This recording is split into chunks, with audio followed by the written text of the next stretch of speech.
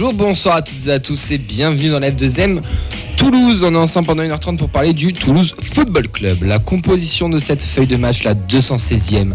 Au gardien, nous aurons le plus grand, le plus beau des co-animateurs, c'est Vincent. Comment il va, Vincent ? Ça va super, merci. Ça fait bizarre de plus animer. Ça faisait quand même une semaine que j'animais. Ouais. Donc j'avais une sacrée expérience. Tu sais, quand t'es fait ça, je serais déjà capitaine avec une semaine co-animateur quand même, t'as vu ? Ouais, c'est pour la forme, c'est ça. Ouais, mais contrairement à toi, j'ai pas été une salope.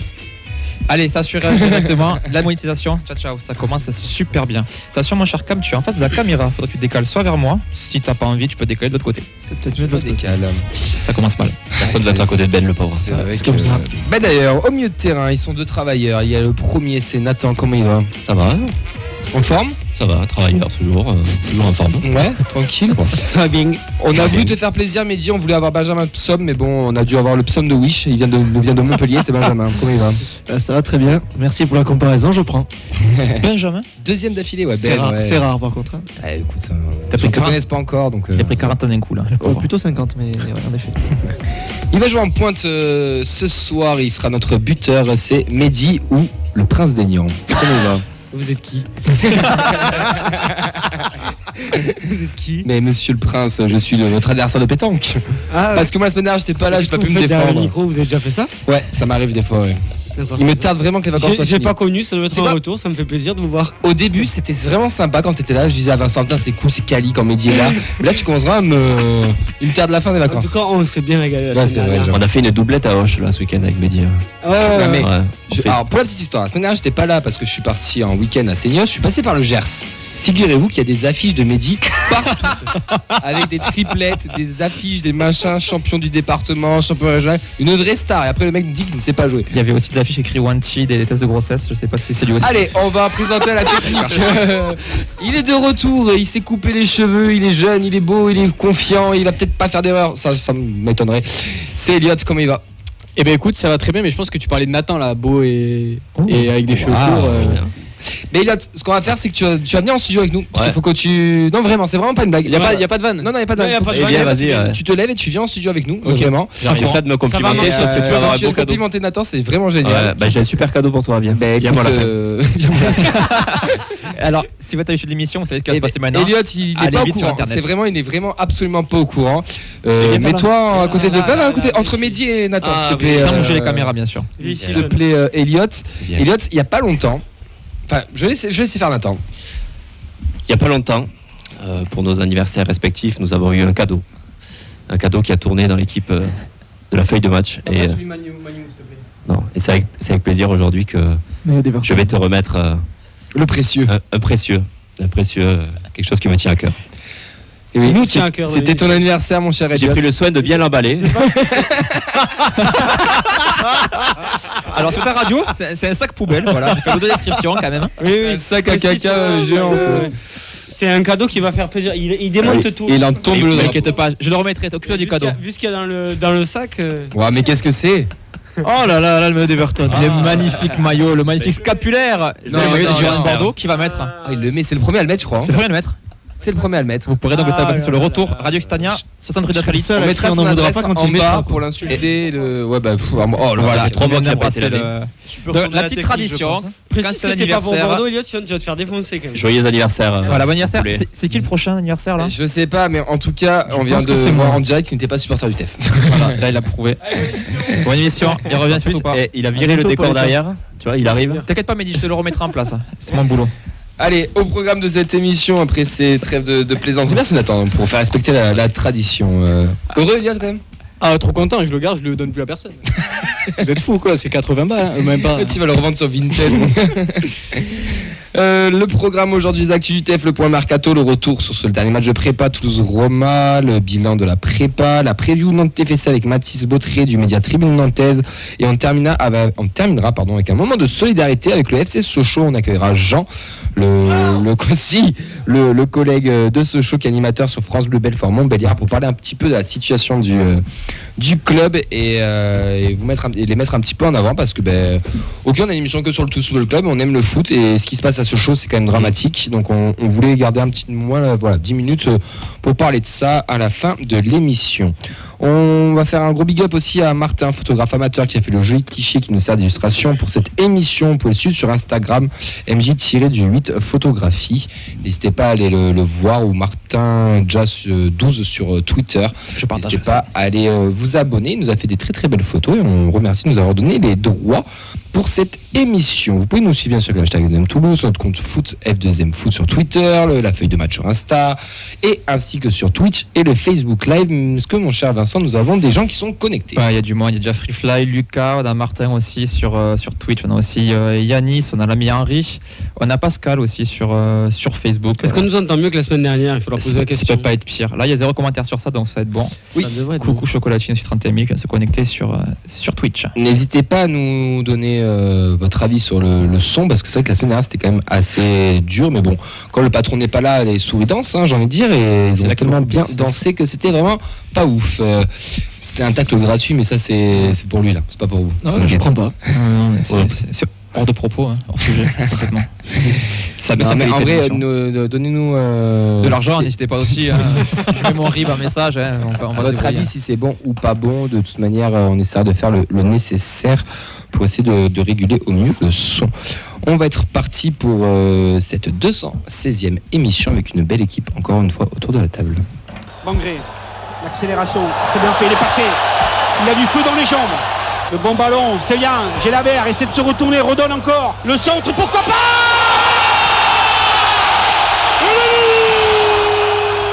Dédicace à Auxence, bien sûr. Donc ce jingle a été confectionné pour lui. Je suis tout à fait contre. Pourquoi? C'est trop réactif. C'est pas possible de prendre un jingle si vite, on a la feuille de match, merde, ça va beaucoup trop vite. On travaille plus, mec. C'est professionnel, monsieur. Possible. On est sans activité en ce moment. Non, parce que je voyais tourner ça sur le groupe, mais je pensais pas que ça allait si vite. Ouais, si, on l'a fait, ouais. On l'a fait. Mais on remercie Jeannot Rességuier encore une fois de nous prêter sa belle voix pour nos jingles. On va partir sur les actus, messieurs, des nouveaux vestiaires ainsi que... Oui. Ah non, première actu quand même. Okay. La feuille de match qui passe le mardi et le vendredi. Ah, je voulais pas terminer par ça. Ok, très bien. Désolé, vas-y. On parle de réactivité, de jingle et tout. Vous avez pu voir nos talents de vidéastes et d'acteurs. Et c'est pas fini. Ouais, c'est pas fini. Voilà, restez connectés, on a pas mal d'infos. Donc à partir de la semaine du 15 août, donc on partira sur 2 émissions par semaine, le mardi et le vendredi de 20h à 21h. Toujours sur le même réseau, donc Radio Occitania, et aussi donc sur Facebook Live et sur Twitch avec toujours les replays. Sans oublier aussi les matchs à l'extérieur qui arrivent bientôt. Ouais, avec petite précision, on passera à 2 émissions d'1 heure. Fini les 1h30 le mardi, sera 2 fois émission d'1 heure le mardi ainsi que le vendredi. Donc on gagne qu'une demi-heure, quoi, c'est une arnaque. Non, parce qu'en fait le mardi, on sait toujours qu'on peut un peu pousser, donc ça fera sûrement peut-être 1h15. Et notre premier invité, ça sera Alexandre Roux, le capot, ainsi que le président des Indians Tolosa qui sera avec nous vendredi prochain. Il est plus en vacances ? Il est plus en vacances. Le pauvre. Des nouveaux vestiaires ainsi qu'une nouvelle pelouse ont été livrés, messieurs, au stadium. Voilà, ce que vous avez vu tourner les vidéos des nouveaux vestiaires. Ouais, ok, super. Allez, on enchaîne. C'est pro, c'est bien. plus Apparemment, on peut mettre de la musique. Voilà, c'est bien. Ouais. Est-ce qu'on demande... Mais ça attire des joueurs aussi, d'avoir des infrastructures comme ça. Mais il vaut mieux que ça soit nickel. Hein, voilà. Clair. Non, à l'époque, c'était un peu vieillot, quoi, de comment c'était au stadium. Donc, c'est bien de rafraîchir un peu. Donc, je suis plus inquiet pour la pelouse. Je sais pas si elle va tenir. Avec l'objectif c'est qu'elle d'octobre, donc ça va aller vite. Entre le dernier match de Coupe du Monde et le premier de championnat et le premier de championnat après le Coupe du Monde, il y aura une dizaine de matchs dessus entre la Coupe du Monde et tout, oui, logiquement oui. Si la Coupe d'Europe, je suis curieux de voir. Ça tient mieux quand même. De quoi? C'est une semi-naturelle ou une naturelle? C'est une hybride là, non, je crois. C'est des rouleaux. Il y a plus de chances que ça. Je suis curieux de voir après Japon-Chili dans un mois là si. C'est la feuille de vigne là ou c'est la feuille de match aussi? Japon-Chili, ça va. Fini les jardineries, on va enchaîner. L'avant-match, messieurs, on va parler de l'avant-match parce qu'il s'est passé des 3 petits trucs en avant-match. On était 30K quand même ce dimanche. On parlera du sportif et de la belle prestation de nos joueurs juste après, mais le Toulouse Football Club a décidé de fermer l'entrée ouest du stadium. Donc pour ceux qui sont à l'habitude, c'est le côté du Christophe Rovo ou Mirage Rovo où il y a aussi les supporters adverses. Donc pour des raisons de sécurité par rapport au potentiel risque qu'il pourrait avoir avec les supporters adverses. Donc toutes les entrées se feront par le portail est, donc côté billetterie et côté pont en palo, on va dire. Écoutez, moi je vais pas vous mentir, je trouvais ça catastrophique. Déjà que l'organisation du TEF en général autour des gens qui arrivent était pas forcément très bonne. C'est pas leur faute à eux. C'est pas leur faute à eux, je les incrimine pas. Mais là, c'est pire en fait. Je pense que ça vient de plus haut, à mon avis. Je pense que c'est l'UEFA qui a dû imposer certaines conditions, mais c'est catastrophique. Alors là, il y avait peut-être que c'était l'été, peut-être qu'il y avait un manque de personnel aussi. On va leur mettre le bénéfice du doute, il n'y a pas de souci. Je pense qu'ils sont conscients des axes d'amélioration qu'ils doivent faire. Mais ça pose un petit problème quand même. Il y a beaucoup de gens qui commencent aussi à râler parce qu'il y a pas mal qui arrivaient aussi de ce côté-là avec les navettes. Ça fera la transition après parce que les navettes ne seront plus aux arènes, elles seront ailleurs. Mais ouais, vous en avez pensé quoi vous de comment vous êtes arrivé au stadium déjà? Est-ce que vous êtes arrivé à l'heure tout simplement? Ah oui. Blague à part, on est arrivé quand même juste. Ni en avance, ça bouge, mais dans les bouchons après, ça bouge comme d'habitude. Ouais, comme quand tu arrives une heure avant un match où tu as 30 000 personnes. Quoi. On serait parti un peu avant, on serait arrivé large, mais. Pas si sûr, final, parce que je pense qu'Eliott pourra en parler aussi. Ça a beaucoup tourné pour trouver des places aussi, c'est qu'il était en famille. Ouais, on a mis au moins 10 minutes, un quart d'heure pour trouver des places. Bon, après, on est arrivé à 18h07 à peu près à Toulouse. Autant qu'à venir en métro. Ouais, mais j'étais avec la famille. Après, l'accessibilité déjà du stadium de base est très compliquée. Voiture, c'est très galère de y aller en voiture. Un peu plus loin. Ouais, voilà, c'est compliqué. Donc c'est que la voiture, c'est has-been. Non, mais le métro, le tramway, c'est la meilleure des solutions parce que c'est vrai que c'est celles qui vont te ramener le vélo pour ceux qui sont proches. Moi, Vénère, ça fait long quand même. Tu te fous de moi ou quoi? Je le fais tous les lundis. Je peux venir chez toi si tu veux. Mais j'attends. Tant que tu sonneras pas, je te croirai pas. J'attends les chipots. Mais non, mais de bloquer cette entrée, je trouve que tu pénalises aussi un petit peu tout le monde. C'est quand même bizarre de tout mobiliser sur l'entrée. Ça fait beaucoup de flux quand même. Ça a toujours été, de toute façon, ça n'a jamais été fluide au stadium. Ça a toujours été très mal conçu, mais ça, c'est pas la faute du club. Ouais. C'est au niveau de la conception. C'est absolument pas fluide. C'est catastrophique et ça l'a toujours été. Et c'est sûr que si tu fermes une entrée, si on t'a obligé à le faire, si tu es obligé de le faire, ça sera encore plus catastrophique. Mais ça commence à faire chier de devoir venir 1h45 avant les matchs pour pouvoir profiter un petit peu, quoi. C'est ça qui fait chier. Là, en arrivant 1 heure avant, apparemment, tu auras le temps de rien, quoi. Et c'est ce qu'on si tu veux profiter, même pour le club, si tu veux des gens qui profitent de l'avant, etc. Enfin, tout le monde n'a pas les moyens d'arriver 2 heures avant le match, et pourtant on aimerait bien en profiter, quoi. Voilà, moi j'ai la chance d'habiter pas trop loin, donc ça me pose pas de soucis, mais pour les autres personnes, je pense que c'est très chiant. C'est très chiant, c'est hyper mal conçu et en fait, on a beau le répéter depuis des années et la chose n'est jamais prise en considération. Jamais prise en considération, et l'accès encore une fois au stade et même à l'intérieur du stade, au niveau des portes, les queues pour pouvoir rentrer, etc. C'est nul. Franchement, c'est hyper. Ce stade pour l'accessibilité là-dessus, il y a un axe d'amélioration. Il est nul, quoi. Il est catastrophique. Ils peuvent mettre en place par rapport à tout ce qui est buvette, sandwicherie, etc. Particulièrement ceux qui sont à côté du virage. C'est un tweet que j'ai vu passer ce week-end. Je ne sais plus son nom et je suis désolé de ne pas pouvoir te citer, mais il avait absolument raison. C'est que c'est dommage de les mettre en face du virage, que ça crée des doubles queues. Moi, je pense à toi, Nathan, qui doit aller en porte 12, ça. En porte 12 et traverser ça entre les queues des portes 7, 6 et 8 et ceux des sandwichs, c'est impossible. Déjà, toi, en tant que pas PMR, tu galères. Alors en PMR, j'imagine pas la chose. Et non, mais rappelle-toi quand on le porte à table, quand tu passes, tout le monde s'écarte. Donc c'est vrai, le prince. Le roi. Quoi. Le principal. C'est toi le prince, lui c'est le roi. Non mais en Coupe de France, ils avaient tout mis sur le parvis, là où il y a les sponsors en général, les Hyundai, les machins là, ils avaient tout mis autour du parvis et je trouvais ça quand même plus intéressant. Ça faisait moins de. Tu peux pas mettre les animations. Et ouais, mais des concessions. Ouais. Automobile. Excellent. Merci. Ben, toi, d'un point de vue extérieur. Alors moi, je suis arrivé au match assez tôt. On avait prévu large parce que mes dernières expériences au stadium, on arrivait toujours après le coup d'envoi et c'est dommage. Parce que tu viens au stade, c'est pour profiter, comme disait Mehdi, donc arriver 5 minutes après, 10 minutes après, moi je trouve ça. Enfin, tu perds en qualité, t'es énervé, t'es en retard, voilà, tu galères à trouver ta place. Alors que là, on arrivait, les joueurs étaient déjà à l'échauffement, donc je pense 25 minutes avant, on a pu s'installer, se poser, regarder. On a eu le temps. Après, on est arrivé donc du Pont-d'Ampalo, on a attendu un peu avant d'entrer, ensuite on est rentré, et nous on était porte 16, il n'y avait quasiment pas grand monde, donc on n'a pas galéré. Par contre, quand on est passé nous, devant la porte 7, je vous plains, quoi. C'est vraiment pas possible. Donc on a traversé entre ceux qui veulent bouffer, ceux qui veulent rentrer dans le stade. Ça a l'air compliqué. C'est chaud. Hein. Ça a l'air très très compliqué.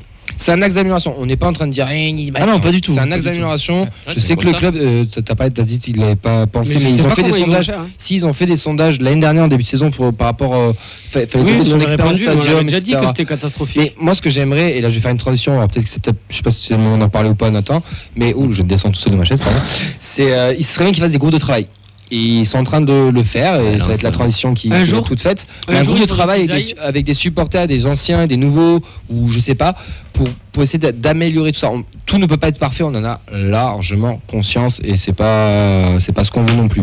Mais il y a quand même de grosses axes d'amélioration. Après, c'est la métropole, encore une fois aussi. Je sais pas si j'ai eu de la chance le jour où j'y suis allé, mais qui prennent un exemple un peu. Bon, après, tu me diras, ils ont fait le stade comme ils voulaient, ils l'ont fait, etc. Mais alors, à Bilbao, tu rentres 5 minutes avant le match, c'est hyper fluide. Ça, à 10 minutes du coup d'envoi, il n'y a personne dans le stade. 5 minutes après, le stade est plein. C'est impressionnant, c'est la capacité d'accueil aussi rapide. Enfin, c'est magnifique. Et moi, ça m'est resté en tête, ça, le stade qui se remplit en 5 minutes parce qu'ils sont encore dans les bars juste devant. Oui. Et en 5 minutes, c'est rempli, quoi. C'est rempli, il n'y a pas de bordel. Voilà, je sais pas comment ils font, mais en tout cas, chez nous. Le groupe de travail, bon, c'était pas forcément prévu pour cette émission, mais on peut en toucher un mot. On peut en parler. C'est une bonne idée. Ouais. J'ai été contacté par. Il y en a qui travaille dans l'émission. J'ai été contacté par le TEF pour faire partie d'un groupe de travail avec différents représentants en fait du club, que ce soit des supporters, que ce soit des personnes à mobilité réduite aussi. Donc moi, on m'a contacté pour représenter les personnes en situation de handicap. Donc je trouve la démarche du club. De toute façon, je leur en aurais parlé d'une manière ou d'une autre un jour. Mais là, la démarche est venue d'eux aussi, donc je trouve ça. J'étais satisfait. J'ai commencé à travailler dessus. Donc il y aura plusieurs axes en fait de travail, plusieurs réunions de visite du stadium, des infrastructures, réunions de discussion pour apporter des axes d'amélioration. Et ensuite, il y aura une mise en situation sur un match pour tester les améliorations. Donc ce sera sur 3 thématiques en fait. L'accès au stade, profiter du match, et je reprends la 3e thématique que j'ai plus en tête. L'achat de son billet en ligne. Donc là, on sait que dans l'émission, on débat depuis quelques temps pour l'abonnement. Ça finira peut-être par un abonnement, mais c'est un des axes d'amélioration sur lesquels j'ai travaillé et que j'ai essayé d'amener. Donc si ça peut permettre de faire bouger les choses. Et à l'époque, c'était Yves qui avait initié ça quand on avait changé, ça avait basculé quand on avait pu prendre les billets en ligne. Le club avait dit, on n'y avait pas pensé. Donc en fait, il y a des choses qu'ils ne connaissent pas. Pas que pour le handicap, mais de manière générale, il y a des choses, c'est pas un automatisme et ils se disent pas, on peut changer les choses de cette manière-là. C'est pour ça que le groupe de travail, ça permet de pouvoir avancer, mettre dans la main ensemble. Moi, j'espère qu'il y aura des abonnements PMR. En tout cas, si on va essayer. On va essayer. Il faut qu'il y ait un abonnement de l'abonnement PMR. Mais des groupes de travail, ça peut être intéressant, ça peut se faire et il faut essayer. Je sais pas. Après, comme je viens de le dire, on les incrimine pas. On a conscience aussi que c'est pas eux qui gèrent tout, ils n'ont pas le stade, c'est tous métropole. Il y a plein de paramètres à prendre en compte, mais je pense qu'il peut y avoir des axes d'amélioration. On pense, qu'on peut avoir des axes d'amélioration. On va enchaîner les gars. Je peux pas gueuler moi aussi?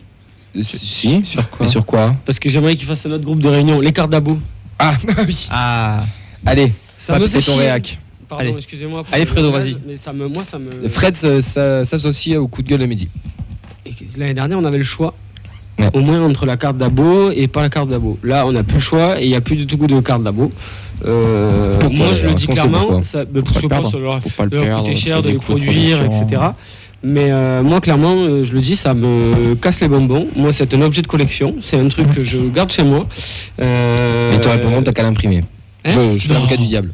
Tu vas imprimer ta place. Mais j'ai pas envie d'imprimer. Non, mais une carte d'abonnement. T'as ta carte, t'as tout dessus, comme quand t'as ta carte bleue sur toi, machin, etc. Et c'est très bien. Moi, ils vont te dire, oui, mais bon, si tu l'oublies, machin, etc. Le téléphone, c'est pareil. Moi, je suis tendu. Je te jure que c'est le genre de choses, moi, qui me casse les bonbons. Qu'on ait le choix. Et qu'il y a des gens qui choisissent de le prendre en dématérialisé, je trouve ça très bien. Voilà, qu'on ait le choix, moi, c'est encore une fois, c'est très bien.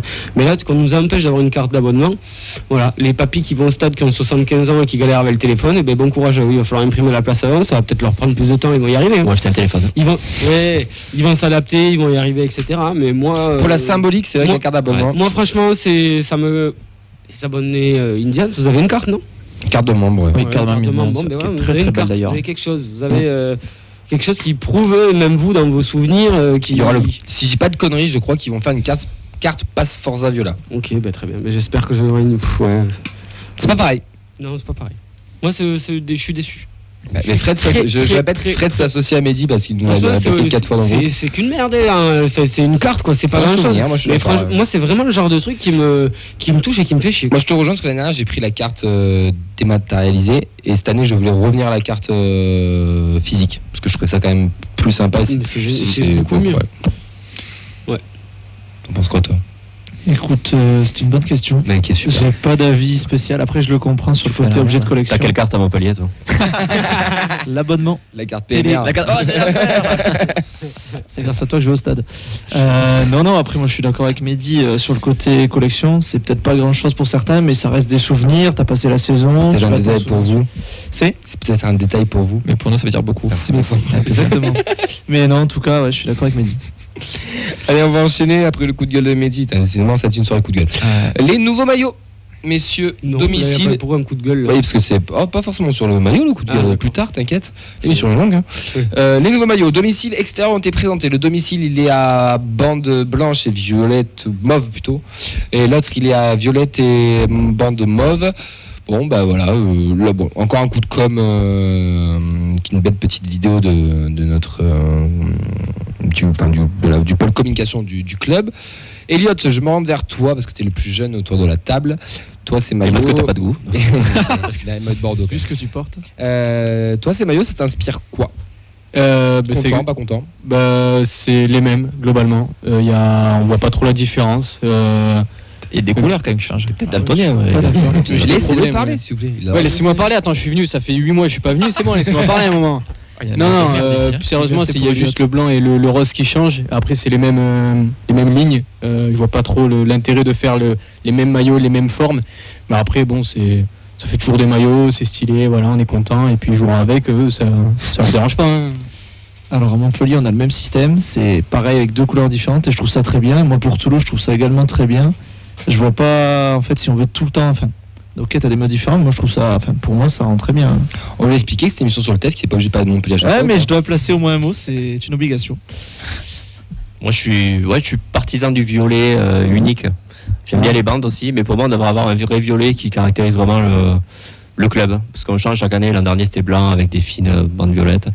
Voilà. Après sinon, comme tous les maillots, je pense qu'on va s'habituer au fur et à mesure et puis on va bien l'aimer à la fin de la saison. Totalement d'accord. Moi j'attendais pas grand chose, je suis pas vraiment le passionné de maillot. Je veux dire, quand ça arrive en général, je les accepte. Mais non, j'aime bien le deuxième, l'extérieur, le 2 nuances de violet, je trouve qu'il est un peu original, donc j'aime bien le concept. Effectivement, j'ai déjà acheté, vous verrez le flocage. Après Mansaré, il y aura encore une connerie. Manu Garcia. M'en parlez pas, vous savez que je l'ai commandé, que j'ai fait une connerie. Écoute, on le mettra ici à l'émission. J'ai pris le maillot avec Soiseau. Sauf que c'était juste avant qu'il change le numéro de Soiseau. Merde, putain. Est-ce que tu veux du scotch pour modifier derrière le numéro? J'arrive pas à modifier la commande, donc bon bref. Pourtant c'est réactif le site du TFC normalement pour les maillots. Du TFC.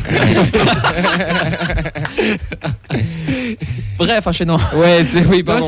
Sinon moi je kiffe bien les maillots. Ah, ok. Puis il y a un petit rappel à l'histoire aussi avec ce maillot.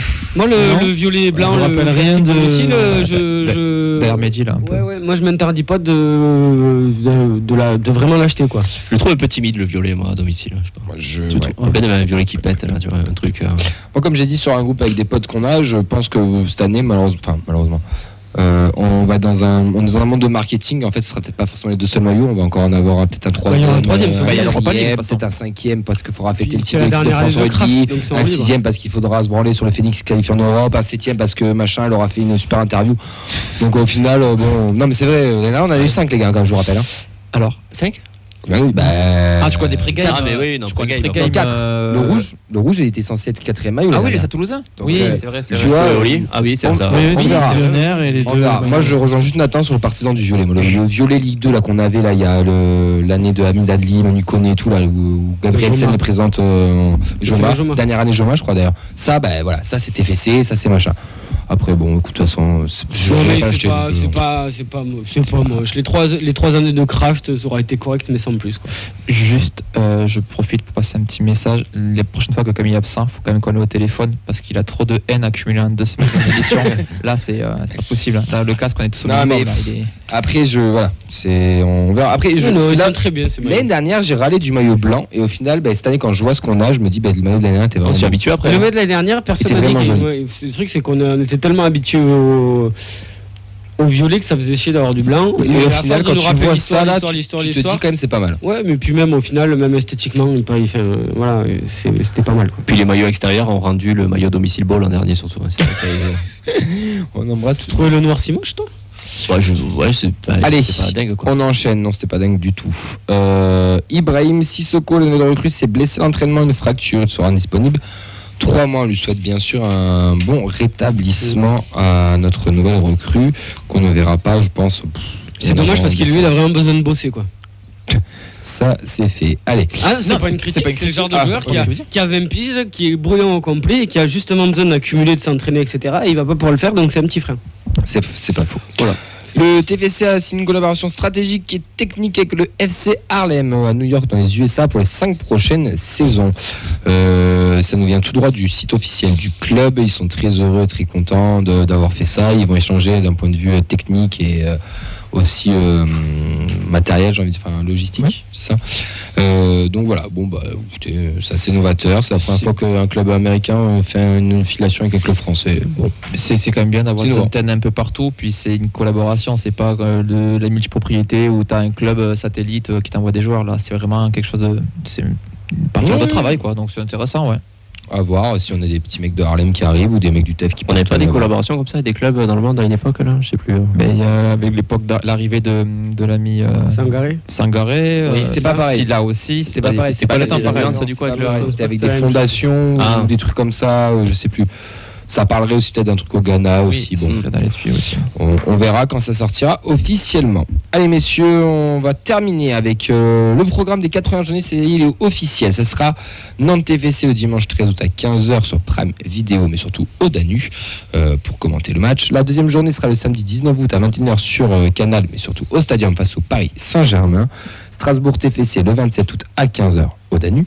Et TFC Clermont le 3 septembre à 13h. C'est quoi le 3? C'est le dimanche? Dimanche 13h? Ouais, on ouvre la journée. On vous remercie pour cette information qui me servira beaucoup. Avec plaisir pour pouvoir décaler tes matchs amicaux, c'est ça? Exactement, ça sera le 2.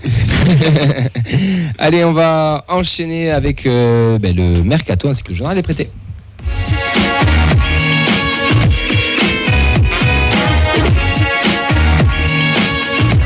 Il est bon le jeune, hein. Il est actif. Merci. Le journal des prêtés, mais on a prêté des mecs là. Eh oui, on a prêté deux personnes. Nous avons. C'était pas loin. Nous avons Birmancevic qui est prêté au Sparta Prague et qui a battu 5-2. Alors là, je suis désolé. Le Palzut Bice. Et là, il est en ce moment en train de. Alors du coup, 5-2, avec un but, une passe d'ess. Et en ce moment, il est en train d'affronter ses anciens collègues de Copenhague en Ligue des Champions. Je crois que Lucas, d'ailleurs, il est en train de les regarder. Donc n'hésitez pas à nous donner s'il est titulaire ou pas, s'il joue. Mais il y en a qui ont eu Birmancevic, en tout cas au Sparta, ça marche bien. Ils sont premiers avec 9 points sur 9 possibles. Et Amulic aussi était buteur en amical. Et son prochain match sera le 11 août contre Volendam. Et voilà pour nos deux prêtés. On a du mouvement aussi au centre de formation, mon cher Vincent.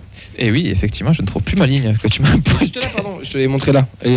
Oui, excusez-moi. Donc, on a les départs des responsables des U19 et des U16. Donc, c'était Thomas Fernandez pour les U19 qui est nommé directeur de centre de formation de Laval. Il a retrouvé du coup Samsana qui a signé il n'y a pas longtemps et qui a marqué justement pour la première journée de Ligue 2. Yann Cavezza, donc, qui était coach des U16, il devient coach adjoint du Red Star, donc une petite promotion aussi. Et tant qu'on est sur le centre de formation et sur la préparation estivale, la Nationale 2 a perdu face à Castanet, club de N3, sur le score de 3-2. Merci mon cher Vincent. Hâte de voir qui c'est qui va les remplacer parce que c'est quand même important le 19. Ouais, il y a 2-3 rumeurs, il n'y a encore rien qui est officiel, donc on va attendre les officialisations. Le mercato, messieurs, on va commencer avec le mercato féminin, puisqu'on a une nouvelle recrue. Ouais, ça a été annoncé cet après-midi par la communication donc de l'équipe féminine TFC. C'est Chloé Marty qui vient de signer au TFC en provenance de l'AS Saint-Etienne, joueuse de 22 ans, qui conclut Donc, quel poste? C'est notifié ou pas? Alors, je n'ai pas le poste. Je vous avoue qu'on l'a eu vraiment il y a quelques instants avant l'émission. Donc, j'essaierai de vous retrouver ça. Et donc, ce que dit la communication du TFC, c'est surtout que ça vient clôturer le mercato estival. Donc, apparemment, le groupe est complet. Elles ont repris le chemin de l'entraînement, d'ailleurs, nos amies féminines. Il n'y a pas eu des annonces d'amicaux, là, non plus? Non, pas encore. Mais elles ont repris quand mardi dernier, si je ne dis pas de bêtises. Elles ont? Mardi dernier, elles ont pris. Ouais. Exactement. Okay, très bien. Pour les messieurs, donc vous en avez parlé déjà la semaine dernière, mais c'était officialisé. Niklas Schmidt a signé au Toulouse Football Club. S'il vient renforcer notre milieu de terrain, monsieur, pour ce mercato, est-ce que pour vous, alors sachant qu'on a encore des rumeurs de départ, on va y venir un tout petit peu après, mais est-ce que pour vous, en termes d'arrivée pure, si on garde cet effectif, il en manque ou pas, sans départ? Si on a cet effectif-là dans 3 semaines, est-ce que pour vous, il manque des joueurs ou ça vous va? Tu as des postes qui sont doublés. Je trouve qu'il arrive, ça vient mettre un petit peu ça vient renforcer ce milieu de terrain, quoi, pour la rotation qui serait importante. Après, au niveau des latéraux, on a 2 doublures. Dans l'axe, après, tout dépendra des départs aussi, quoi.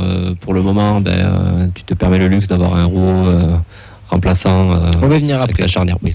Mais voilà, pour le moment, au niveau des gardiens aussi, tu as une hiérarchie qui se dégage. Peut-être 1 ou 2 recrues supplémentaires pour faire le nombre, mais pas des masses. Moi, je pense même qu'il faut enlever 1 ou 2 mecs. Parce qu'il commence à y avoir pas mal de monde. C'est un peu déséquilibré. Les postes de devant, là, ça y est, ça paraît complet si on compte pas la blessure de Sissoko aussi, encore une fois. Si, là, tu la comptes à l'état actuel. Si tu la comptes dans l'état actuel des choses. On ne prend pas le potentiel départ d'un tel ou un tel. Si tu évoques pas le départ, moi je pense qu'il y en aura un. Oui. Mais ça sert à rien. Parce qu'en nombre, tu les as. Si on compte Shaibi, encore, on va parler pour parler de lui. Il remplace Sissoko sur le côté gauche, donc tu as ta doublure. Donc ça pose pas de problème. Moi, il y a un poste où je suis un peu dubitatif sur le nombre, c'est dans la défense. Ça veut dire qu'ils estiment beaucoup Noah Lamadi, je pense. Qui a été très bon d'ailleurs à chaque fois qu'il est rentré et qui. Je pensais pas qu'il passerait si vite le cap. Alors on va pas dire qu'il a complètement passé le cap, mais il est bluffant lui. On savait qu'il était bon depuis des années, depuis les 17, etc. qu'on le voit. Mais il progresse très vite. Et devant la défense, derrière Caceres Siro, je vois personne en fait. Schmitt peut y jouer. Jean Roux peut y jouer. Oui, mais c'est des 8. Pour moi, c'est des 8. C'est pas des purs. Tu vois, après, on va jouer en double pivot, mais. Je sais pas, un autre profil à la Caceres ou Siro qui reste en place, tu vois. Je pense qu'ils estiment beaucoup Lamadi ou alors qu'il y aurait une arrivée surprise à ce poste-là. Et le reste, on est bon. Alors de base, je voulais dire une bêtise, ça je vais la dire. Et après, je vais répondre à Mehdi. Non, juste, il n'y a pas Begraoui, donc ça fait pas très pro sur ta feuille là. Il n'y a pas marqué Begraoui. Oui, il y a Begraoui aussi à gauche, les gars. Tu l'as pas marqué. Mais justement, il n'est pas sur ta feuille. Attaquant. Mais à culpa. Ouais, voilà, donc c'est pas normal ça que c'est. Vincent, d'ailleurs, juste avant qu'on enchaîne, l'info pour Chloé Marty. Ouais, l'info pour Chloé Marty, donc elle était bien attaquante. Stat intéressant sur la dernière saison, elle a joué 16 matchs dont 5 titulaires avec Saint-Etienne et elle marque quand même 3 buts en D2 malgré un faible temps de jeu. Et petit truc bonus, elle est de Castelnaudary. Donc ça donc un retour encore des et ça fait une attaquante de plus aussi au TFC. C'est vrai que ça commence à faire beaucoup. Et petite info aussi, Birman Savic du coup joue bien à titulaire. Info de Lucas, il y a 0-0 pour le moment. Parfait, merci. On va parler des choses qui fâchent. Rouault, on fait quoi avec lui? Est-ce que le président il était clair? Il a dit où il re-signe, où il s'en va, il a un an de la fin de contrat, c'est un peu machin, et pour le moment il ne débute pas, il est toujours remplaçant. Ben, toi tu ferais quoi? Alors, sachant qu'il est rentré dimanche, mais juste sur la blessure, je pense qu'il n'était pas prévu qu'il rentre. Tu vends ton Rouault ou pas? Moi, je le vends. S'il veut pas signer, tu peux pas encore te permettre de perdre quelqu'un en libre. Ça me paraît après, je sais pas quelle est sa valeur marchande. Je sais pas si vous avez le même temps. Je crois. Parce qu'il est quand même pas trop mal. Après, c'est un jeune à bon potentiel, je pense. Après, tu peux peut-être en Italie. Je sais pas s'il a des touches quelque part ou pas du tout. Mais Rouault avait déjà un bon de sortie. Ça fait 2 ans. Il y a un petit moment, ouais. Donc si. Il y a 2 mercato en tout cas, pas 2 ans, mais il a déjà eu un bon de sortie, ouais. Et moi, je le vendrais, moi en tout cas. 10 millions sur Transfermarkt. 10 millions, Free Fly qui nous le dit. Un an de la fin de son contrat, 10 millions, c'est énorme. C'est entre 6 et 8. 8 avec des bonus de revente. Allez. Entre 6 et 8. Oui, tu peux réduire un petit peu. Mais tu vends Rouault de base, j'aurais dit oui. Après, ça rabat un peu les cartes avec la blessure de Costa. De ce que j'ai vu, c'est pas si grave que ça. Donc la disponibilité de Costa. Sportivement, après, je trouve que Costa est au-dessus. Et après, comme tu dis, on pourrait se permettre de refaire une saison avec un joueur qui part gratuitement. Après, pareil, il faudra voir si tu le vends, il faudrait investir derrière pour avoir le nombre, pour avoir un joueur aussi qui peut être qualitatif et qui peut dépanner dans la rotation. Donc ça, t'as Costa, on va dire, il est pas blessé là. Enfin, ça va mieux. T'as Roux, on va dire en rotation, mais je pense pas que ça restera. Derrière, il y a qui? Oui, c'est ça la bonne question. Keben, Mawissa, mais c'est pour moi donc c'est deux pitchouns. Donc on est sur deux pitchouns. Donc il n'y a personne. Donc il en manque, oui, Diarra. Diarra, c'est axe gauche. Donc pour moi, c'est la doublure de Nicolas. Donc il faut quelqu'un. Donc il nous manque quelqu'un déjà en défense, on va dire. Encore il faudrait faire une sorte de Logan Costa d'il y a 2 ans. Vous voyez où je veux en venir ou pas? Quand on l'a recruté, qu'on savait pas trop, et qu'au final le mec a grandi petit à petit et là devient titulaire. Et sinon, Roux, c'est compliqué. C'est-à-dire que je crois que j'ai déjà parlé dans l'émission. Moi j'ai l'impression que Roux, c'est comme Diakité il y a 2 ans. C'est-à-dire que c'est un excellent joueur qui a fait ses saisons, etc. et qui a, comme Diakité, une période où il est en train de passer derrière, comme Diakité quand il est vendu. Et la vente de Diakité s'est imposée à Lille qui va jouer la Coupe d'Europe et qui a fini 6ème de Ligue 1 l'année dernière. Donc c'est assez impressionnant. Moi, j'imagine, en tout cas, je ne sais pas si c'est le cas, mais j'imagine un peu la chose comme ça pour Roux. C'est-à-dire qu'il est au bout chez nous et qu'il faut qu'il aille ailleurs. Je ne remets pas en cause ses qualités parce que pour moi en ce moment, il y en a beaucoup qui ont gueulé sur lui l'année dernière sur ses boulettes, etc. Moi je ne remets pas en doute toutes ses qualités et moi je pense qu'Anthony Roux doit être titulaire dans un club de première division et dans un très bon club de première division parce qu'il a largement le niveau. Mais voilà, il a besoin aussi d'un renouveau peut-être dans sa tête, de changer un petit peu d'air. Alors peut-être que je me trompe, mais moi je le vois comme ça et je le vois exactement comme Diakité. Vince. Quelques réactions de manière générale sur Roux, mais sur le mercato, les postes à combler pour ceux qui nous suivent. Pour Cédric, il faut un ailier suite à la blessure de Sissoko. Pour Free-Fly, un latéral droit en cas de départ de Dessler, puis un central si défense à 5. Pour Cédric, pareil, un défenseur central en cas de départ de Roux. Pour Chocolatine, il faut un latéral, un 6, un ailier selon lui, car pour lui, Shaibi part. Et on va être à peu près tous sur. Déjà à 4, qu'est-ce que tu veux faire de plus? On va doubler les postes. Mais tu fais ça déjà doublé. T'as Dessler, Kamanzi d'un côté. Oui, mais c'est Dessler part. C'est Dessler pas tout le monde non plus. Dessler, il y avait des rumeurs. Donc, c'est des rumeurs. Les deux qui sont vraiment sur le départ actuellement, c'est Roux à Boucla, n'importe quoi. Roux, Shaibi. Les mecs ne jouent pas machin. Dessler, c'est de la rumeur, mais il joue tous les matchs. Donc on compte sur lui. Dans les faits, ceux qui ont les plus de chances de partir, si on est un petit peu logique, c'est Shaibi Roux.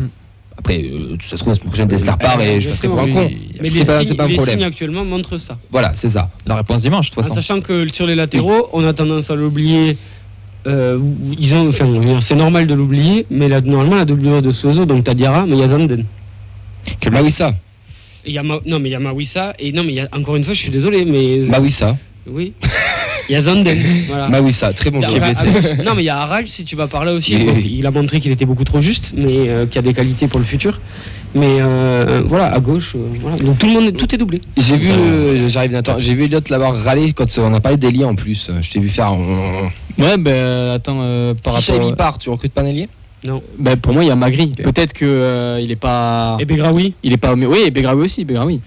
Mais peut-être qu'il n'est pas à son meilleur poste, Magri, je sais pas, mais après il a fait un très bon match contre la Roma. En tout cas, il a montré des signes positifs. Donc à voir. Mais si Magri joue sur le côté, qui est le doubleur de Dalinga? Onayou. Lui aussi. Onayou, ouais. Begraoui. Parce que si Dalinga sort, tu peux recentrer Magri. Voilà. Tu mets il y a Ado. T'as Ado. Oui, t'as Ado, c'est ok. C'est large, hein. Même Begraoui, oui, c'est le même. Tu peux faire rentrer Bangré aussi sur un côté, qui peut rentrer dans la rotation.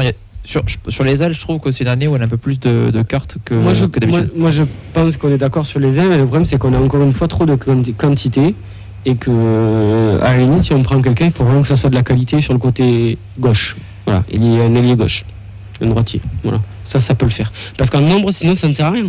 Il y a Begraoui qui peut y jouer là pour suppléer Sissoko. Il y a Magri qui a joué ce week-end. Qu'est-ce que vous voulez de plus? J'en oublie sûrement un autre. Shaibi qui est encore pour l'instant là. Pour l'instant, ça ne sert à rien. Pour le moment, on est sur le groupe, quand je compte les jeunes, et sachant que les jeunes, style Njouma, qui viennent de signer pro, ou Traoré, qui viennent de signer, on les compte dans l'effectif, mais bon, ça sera plus N2, ça ira peut-être plus tard. On a 32 joueurs. Si on écoute bien notre président, mais depuis 3 ans, il veut un groupe restreint de 22, 23, 24 max joueurs. Donc, si tu enlèves, on va dire, Traoré, tu vois, Flemings, par exemple, je le compte même pas, tu vois. Traoré, N'Jouma, Cerber qui est partant, Lamadi qui est un jeune, Skita qui est encore un peu là, Mawissa qui est un jeune, Arad, tu en as déjà 6. Je parle que des jeunes qui ont plus de potentiel, on va dire, N2 que pro. Tu redescends déjà à 24. Donc, si on écoute un peu, hormis départ ou gros départ, il faudra remplacer numériquement, ton groupe, il est quand même plus ou moins là. Après, il y a aussi Hogg. Moi, je pense que ce qui est en train de se passer avec Ketil Hogg, je suis pas sûr qu'il termine le mercato chez nous. Non, ça va animer la fin de mercato, c'est sûr. Ah bah, quand t'as un gamin de 18 ans qui te passe devant, une recrue de D2 qui te passe devant aussi. Oui, tu pars pour. Je pense que dans sa tête, il débute la saison en pensant qu'il va être titulaire. Alors, même je pense aller plus loin. Je pense que dès mars-avril, au moment où il pense que le TFC est sûr que Dupé ne re-signe pas, il est déjà annoncé.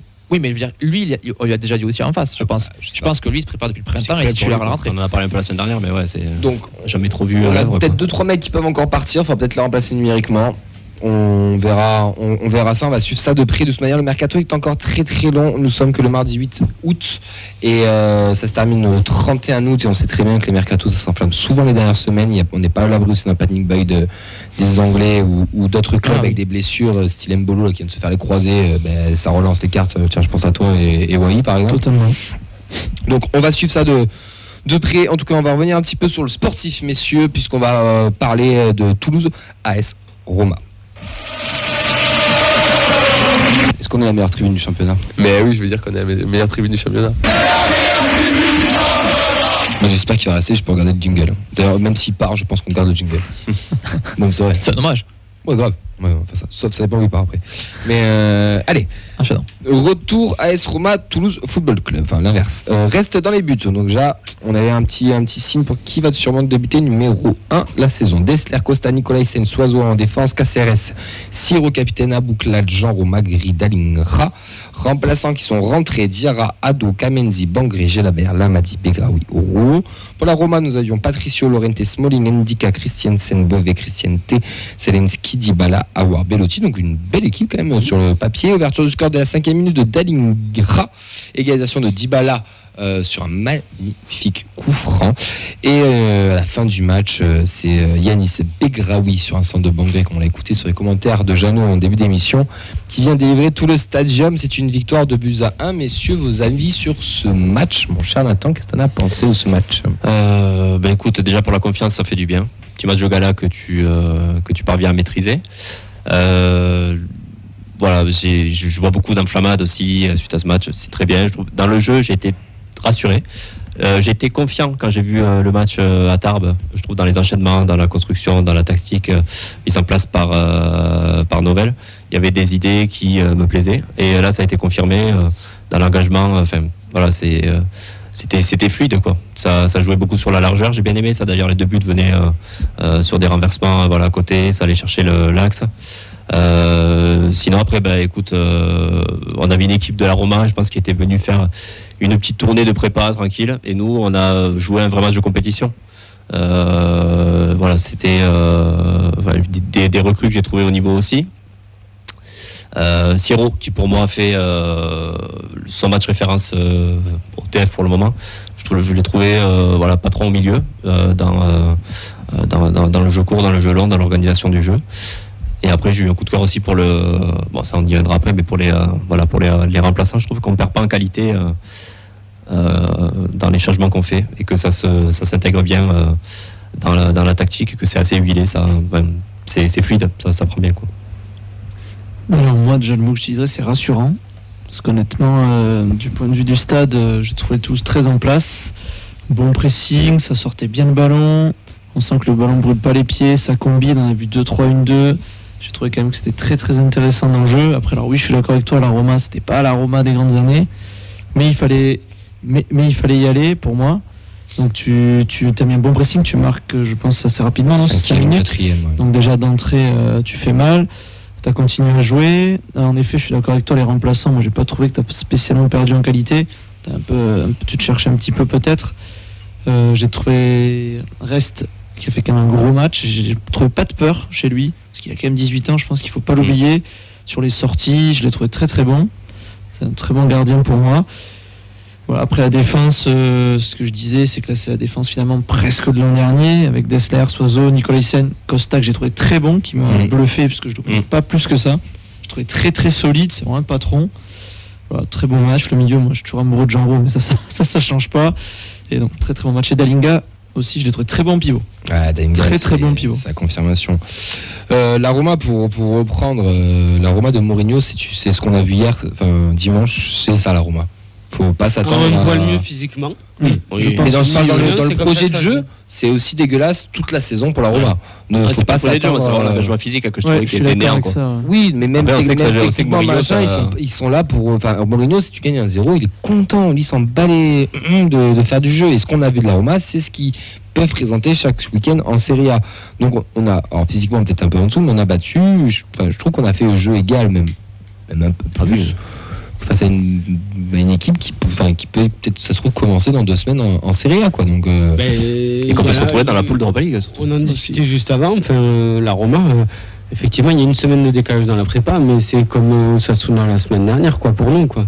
Il n'y a qu'une semaine de décalage dans la prépa. C'est beaucoup et pas beaucoup. Donc, franchement, pour les Romains, en tout cas, je trouve ça pas rassurant. Mais, après une semaine avant, nous, il y avait Andorre aussi, tu vois. Parce qu'il y avait Norwich par rapport à une semaine avant Sasuna qui était un match rassurant. Ils les amènent en finale de Coupe d'Europe, donc personne ne dit rien. Voilà. Mais bon, c'est bon. Après, ce qui est rassurant chez nous, c'est qu'on a une préparation qui est crescendo. Je m'explique. On a commencé où tout le monde a râlé. Alors, culture de l'instant, où on devait jouer le maintien en Ligue 2, qu'on est descendre parce que c'était catastrophique là. Depuis hier soir, on peut gagner l'Europa League. C'est merveilleux. Ce qu'il faut regarder, c'est qu'il y a eu des matchs de prépa où il n'y avait pas tous les internationaux de rien. Les premières 45 minutes du Werder, moi je le répète, étaient ultra intéressantes. Ouais. Et depuis ce match-là, c'est ce qu'on voit de mieux en mieux et de plus en plus longtemps. Le seul bémol, c'était Norwich, c'était un peu plus compliqué. Mais il y avait quand même encore 2-3 petites choses. Mais mais Norwich, c'était l'équipe mixée. C'est ça, donc c'était un peu plus dur. Osasuna, on avait vraiment eu 60-65 minutes de vraiment très bon football. Et en plus, tu vas chercher la victoire après. Face à la Roma, c'est, on va dire, pas l'apothéose, mais la consécration de tout ce travail de prépa. Et là c'est ce TEF-là, ce qu'on a vu dimanche, c'est ce que je pense que Carles va nous proposer cette saison, ou veut nous proposer. Je le répète, je l'ai déjà dit il y a 2 semaines ici dans l'émission. Tout ce qu'il demande... Carles, je pense que ça va être très compliqué à acquérir pour les joueurs, assimiler, merci. C'est quelque chose qui est très lourd, qui est très fin tactiquement et qui il y a beaucoup de détails. Malheureusement, j'ai pas eu la chance d'aller voir les séances. En plus, ça sont à huis clos, mais je pense que ça serait super intéressant de pouvoir les voir. À mon avis, je pense qu'il est vraiment sur le détail, sur vraiment les petites choses. Et si vous regardez sur ce match-là, le but de Bedraoui, typiquement, cette action-là, cette occasion-là, on l'a répété 4 ou 5 fois dans le match. De mémoire, 4 fois sur Ado, il en a une qui loue parce que Smalling, je crois, intervient bien. Dalinga, c'est pas vraiment la même chose sur le centre de Soiseau, mais c'est un centre à rata. On sent où on veut aller. Et c'est intéressant, c'est plaisant et putain, ça donne envie là. Tu vois, ça monte en puissance comme ça. On a joué haut tout le match, quoi. Je veux dire, on n'a jamais. Forcément, tu as des temps faibles dans un match, quoi. Mais on a toujours été dans la moitié terrain adverse. Tu comprends bien pourquoi Jean Roux est titulaire des Sports, par exemple. Ouais. Mais pareil, on parlait de son manque de créativité. Le maintien. Gilabert, il amène autre chose, je trouve. Mais on comprend pourquoi Jean Roux est titulaire là. C'est un vrai chien, il court partout. Il a le physique, il va se déplacer, il sait faire des passes. Puis il a gagné en physique aussi, je trouve. Maintenant, il se fait bouger par 3 Romains. Là, il est quand il va chercher un corner, je crois. Enfin, il est. Il a une pour moi, quand tu parlais d'assimilation, je pense que Jean Roux est largement capable d'assimiler ce qu'on lui raconte tactiquement, etc. Donc, je pense qu'il y a de ça aussi. Donc voilà. Après, effectivement, oui, le match c'était. Je m'attendais à quelque chose de moins plaisant, on va dire. Et je me trouvais hyper consistant, régulier. Il y a eu une petite période de moins bien en première mi-temps. 20 minutes, ouais. Ouais, à peu près, mais bon, rien d'extraordinaire. Ils n'ont pas été dangereux en face. Ils n'ont pas pris d'occasion. Il y a 2 occasions. La 37e, là, oui. Et voilà, après, si vous voulez parler de reste, moi, j'ai une fausse image de lui parce que j'avais toujours entendu parler et je l'avais vu chez les U17 énorme. Les peu de fois où je l'avais vu.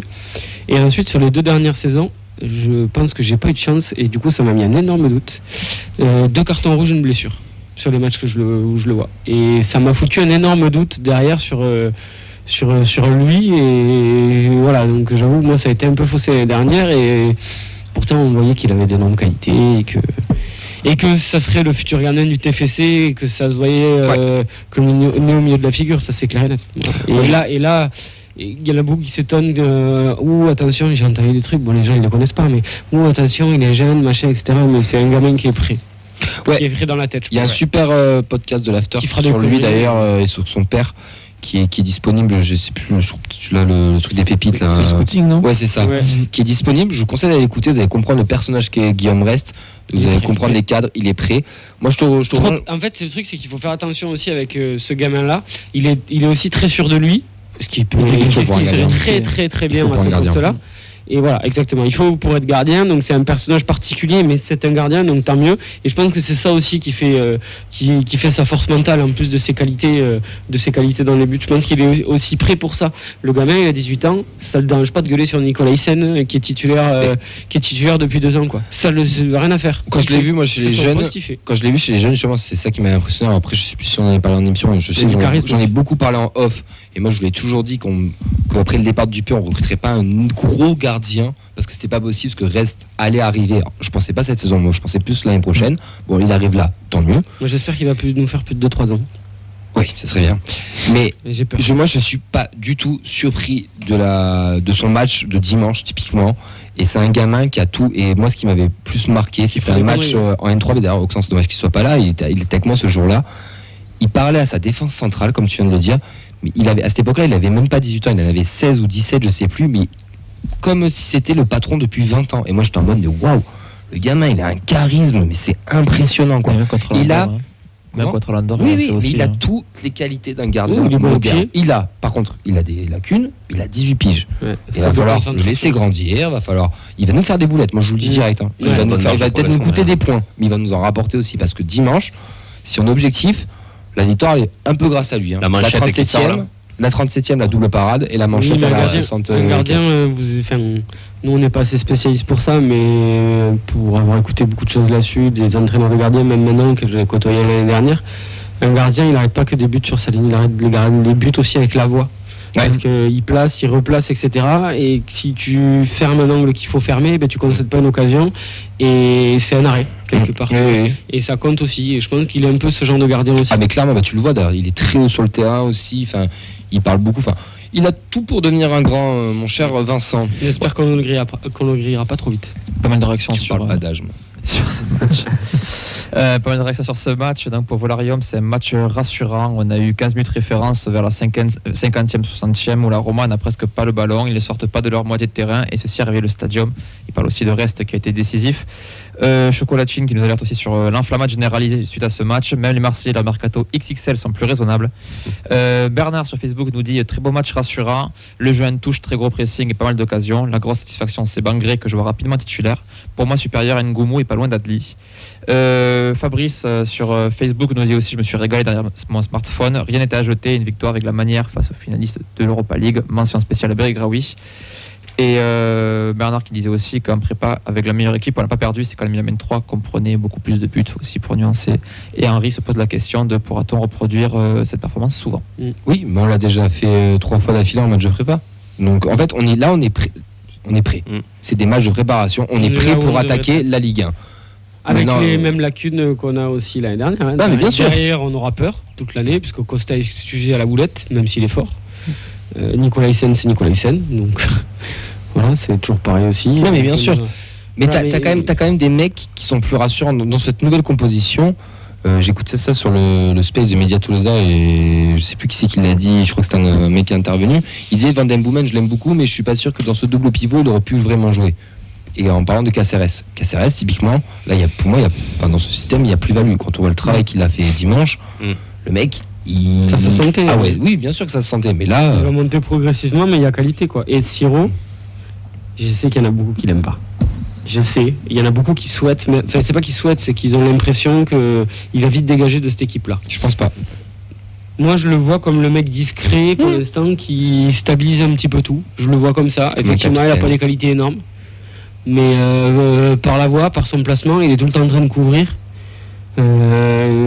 Franchement, il n'y a absolument rien à lui reprocher. Effectivement, il va à 2 à l'heure. Bon, mais il va à 2 à l'heure, super. On avait Van den Boomen qui allait à 2 à l'heure. Oui, mais qui avait d'autres qualités, mais je sais pas, je le vois comme vraiment un stabilisateur. Et justement, le mec qui va rester un peu comme Spearings. Parce que Spearings, on s'est rendu compte au fil du temps qu'il était important. Tu vois, il avait marqué des buts au départ, donc ça l'a beaucoup aidé. Mais je veux dire, voilà. Et comme le mec qui sera toujours régulier au même endroit et qui permettra aux autres d'élever leur niveau parce qu'il est là où il est. Ça, toi ou je sais plus à qui j'ai dit, citez-moi un mauvais match de Siro et un beau match de Siro. Il n'y en a pas ni l'un ni l'autre. C'est parce que le mec il est toujours. Un très mauvais match, un match qui t'a vraiment marqué. Il faut dans ton équipe d'un mec constant comme dit Mehdi, t'es obligé d'en avoir un. Et moi je l'ai trouvé, il a raison, bien en place, il était souvent bien placé. Rassurant, puis son apport d'expérience aussi, je trouve, c'est plus-value dans cette équipe. Moi je trouve qu'il a fait un bon match. Bon, on va aborder le sujet parce qu'il ne nous reste pas beaucoup longtemps. Les 2 pitchouns qui reviennent de prêt là, on l'avait déjà dit dans l'émission que c'était ceux qui réussissaient le mieux leur prêt. Les Erasmus, on le voit plus et je pense qu'il va partir. Mais les 2 là, qui étaient révélation quand même de QRM la saison dernière, enfin même pas révélation, mais un joueur de QRM, et Begraoui qui a pas sauvé Pau mais qui a contribué grandement au maintien de Pau. Alors plusieurs rentrées là encore plus face à la Roma, c'est quand même Begraoui pour moi c'est injugeable. Vous êtes mignon, moi je l'aime beaucoup et je pense aussi qu'il peut apporter. Mais les 10... Il est dans la continuité quand même. Là, mais le placement, le déclic, je trouve il était hyper intéressant. Quand Osasuna il a joué Non, c'est pas présent. Le premier match un quart d'heure, pour moi c'est trop court. Autant Mamadi, il y a 2 rentrées, 2 rentrées et demie. Oui, plus 3 même, je crois. On voit très rapidement la différence du Mamadi Bangré qui est parti et qui revient. Il a récupéré une consistance qu'il n'avait pas, il était tout brouillon, il réussissait des choses et il n'allait pas au bout. Et là on le voit faire, aller un peu plus au bout de ce qu'il est capable de faire. Et je pense qu'il a encore de la marge de progression, mais là il commence à exploiter de plus en plus ses qualités. C'est pour ça que je pense qu'en doublure il sera hyper important derrière Abouklal. Et déjà il était prêt quasiment. Au moment où il part en prêt, quoi. On se disait il va rentrer dans la rotation. Il le potentiel. Mais il lui manquait de jouer à un certain niveau, d'acquérir de contact physique, de résister, faire des choses comme ça, quoi. Mais c'est vrai que dans les petits espaces, c'était un régal, quoi. Plus nous avec Vincent, on l'avait de notre côté, là, en honneur. C'est la prise de décision, les accélérations. Voilà, il sait ce qu'il fait, c'est bien pensé. Et puis c'est utile aussi, quoi. Voilà, il pense au placement, il est. Tu sens que dans la rotation, le mec quand il rentre. Malgré son pitchoun, il est présent. Il va faire bien. Qu'un joker. Sur des fins de match, ça c'est un mec qui peut te. Fin de match, je me fais pas de soucis non plus. Tu vois, par rapport à Begraoui, moi je le juge pas par rapport à sa presta et je te dis pas qu'il va tout péter. Je te dis juste qu'il est encore dans la continuité de son prêt, de sa belle canne, de sa belle canne. Non mais t'as raison. Et de sa belle canne et que là, paf, il refait un truc et tu te sens un peu. Tu sens que le mec il a pris de la confiance. Est-ce que ça va matcher ? Je ne sais pas. Moi j'ai envie d'y croire en termes de rotation. J'ai envie de me dire que ce mec-là peut être une recrue. Et après, il nous manquait un mec comme ça l'an dernier. L'an dernier, sur les fins de match, il nous manquait un mec qui pouvait faire exploser un petit peu, qui manquait d'explosivité. On pensait que Birmancevic pouvait remplir ce rôle-là. Et je pense qu'avec Bangré, on aura trouvé ce rôle.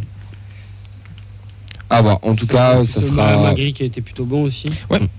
Qui est intéressant. Suazo, c'est chouchou lui. C'est plus Zuliani ? C'est plus Zuliani, c'est chouchou Elita. Zuliani, c'est N2 quoi. Prendre les combinaisons Soiseau, tu peux avoir plusieurs chouchous. Mais Soiseau, c'est sud-américain, moi depuis la Grinta. Puis ça me fout. Mais puis même un point très à l'aise. Moi j'aime trop parce qu'en plus il a même des trous dans son dos, il se fait avoir et ça crée des espaces, mais tant pis quoi. Le mec joue au foot. Il joue au foot, il prend pas le foot. Enfin, je sais pas. C'est un plaisir de voir ce genre de mec jouer. Puis la relation Soiseau-Zalinga aussi, dans la profondeur, je trouve. Forcément, on a en tête le but en Coupe de France aussi. Il se trouve vachement bien. C'est pas mal aussi. Le dimanche, c'est pas mal. Oui, non, mais voilà, il se trouve vachement bien. Voilà, je pense forcément au centre il va trouver Dalinga. Je pense qu'il y a un travail aussi qui a été fait sur. Clairement, s'il n'y a pas de blessure, c'est sa dernière année à Toulouse.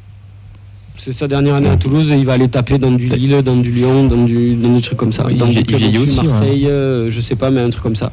Mais au 27, il aura 28. Sauf si on fait Ligue des Champions.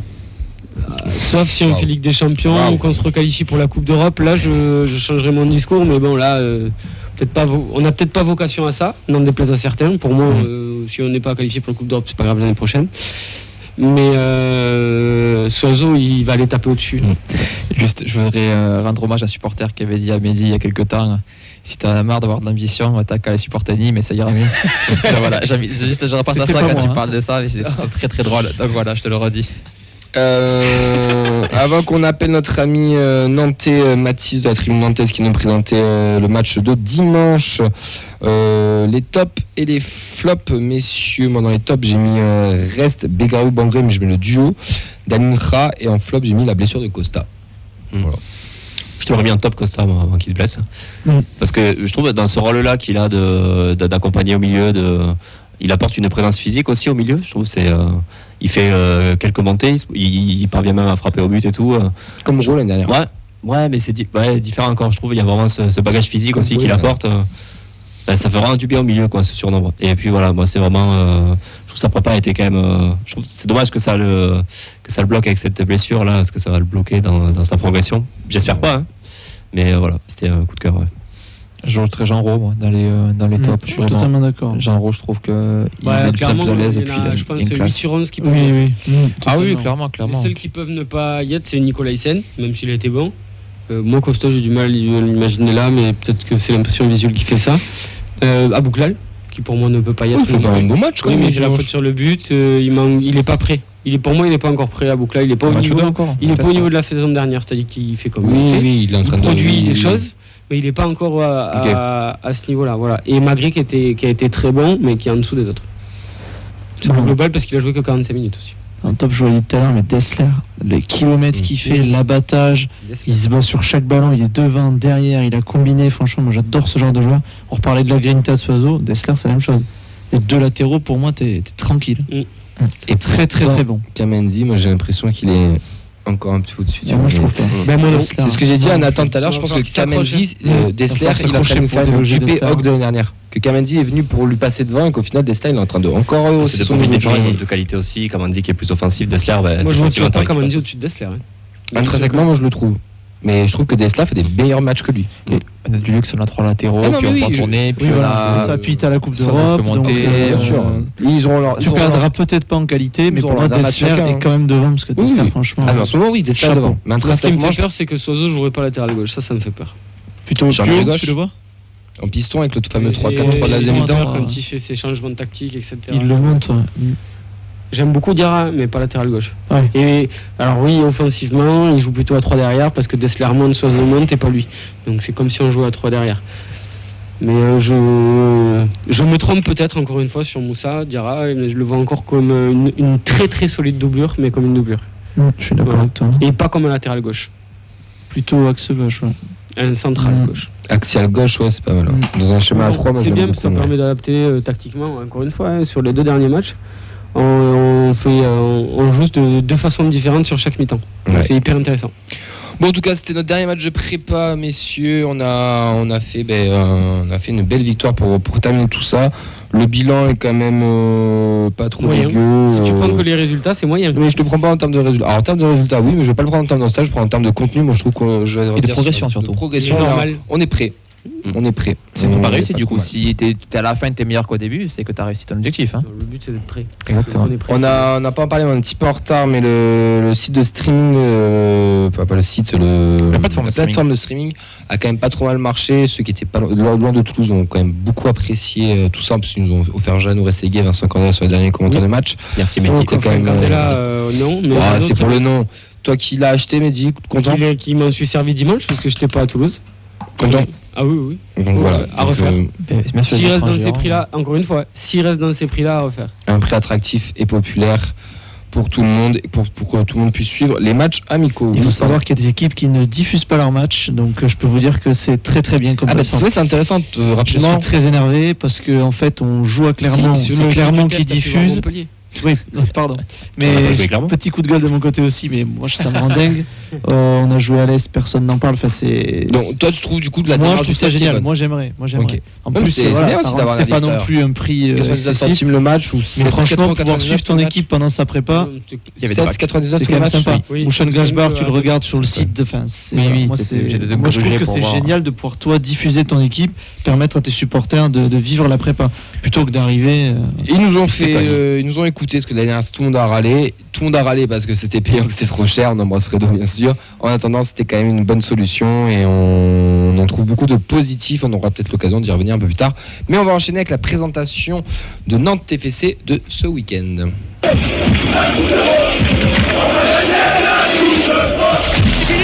terminé.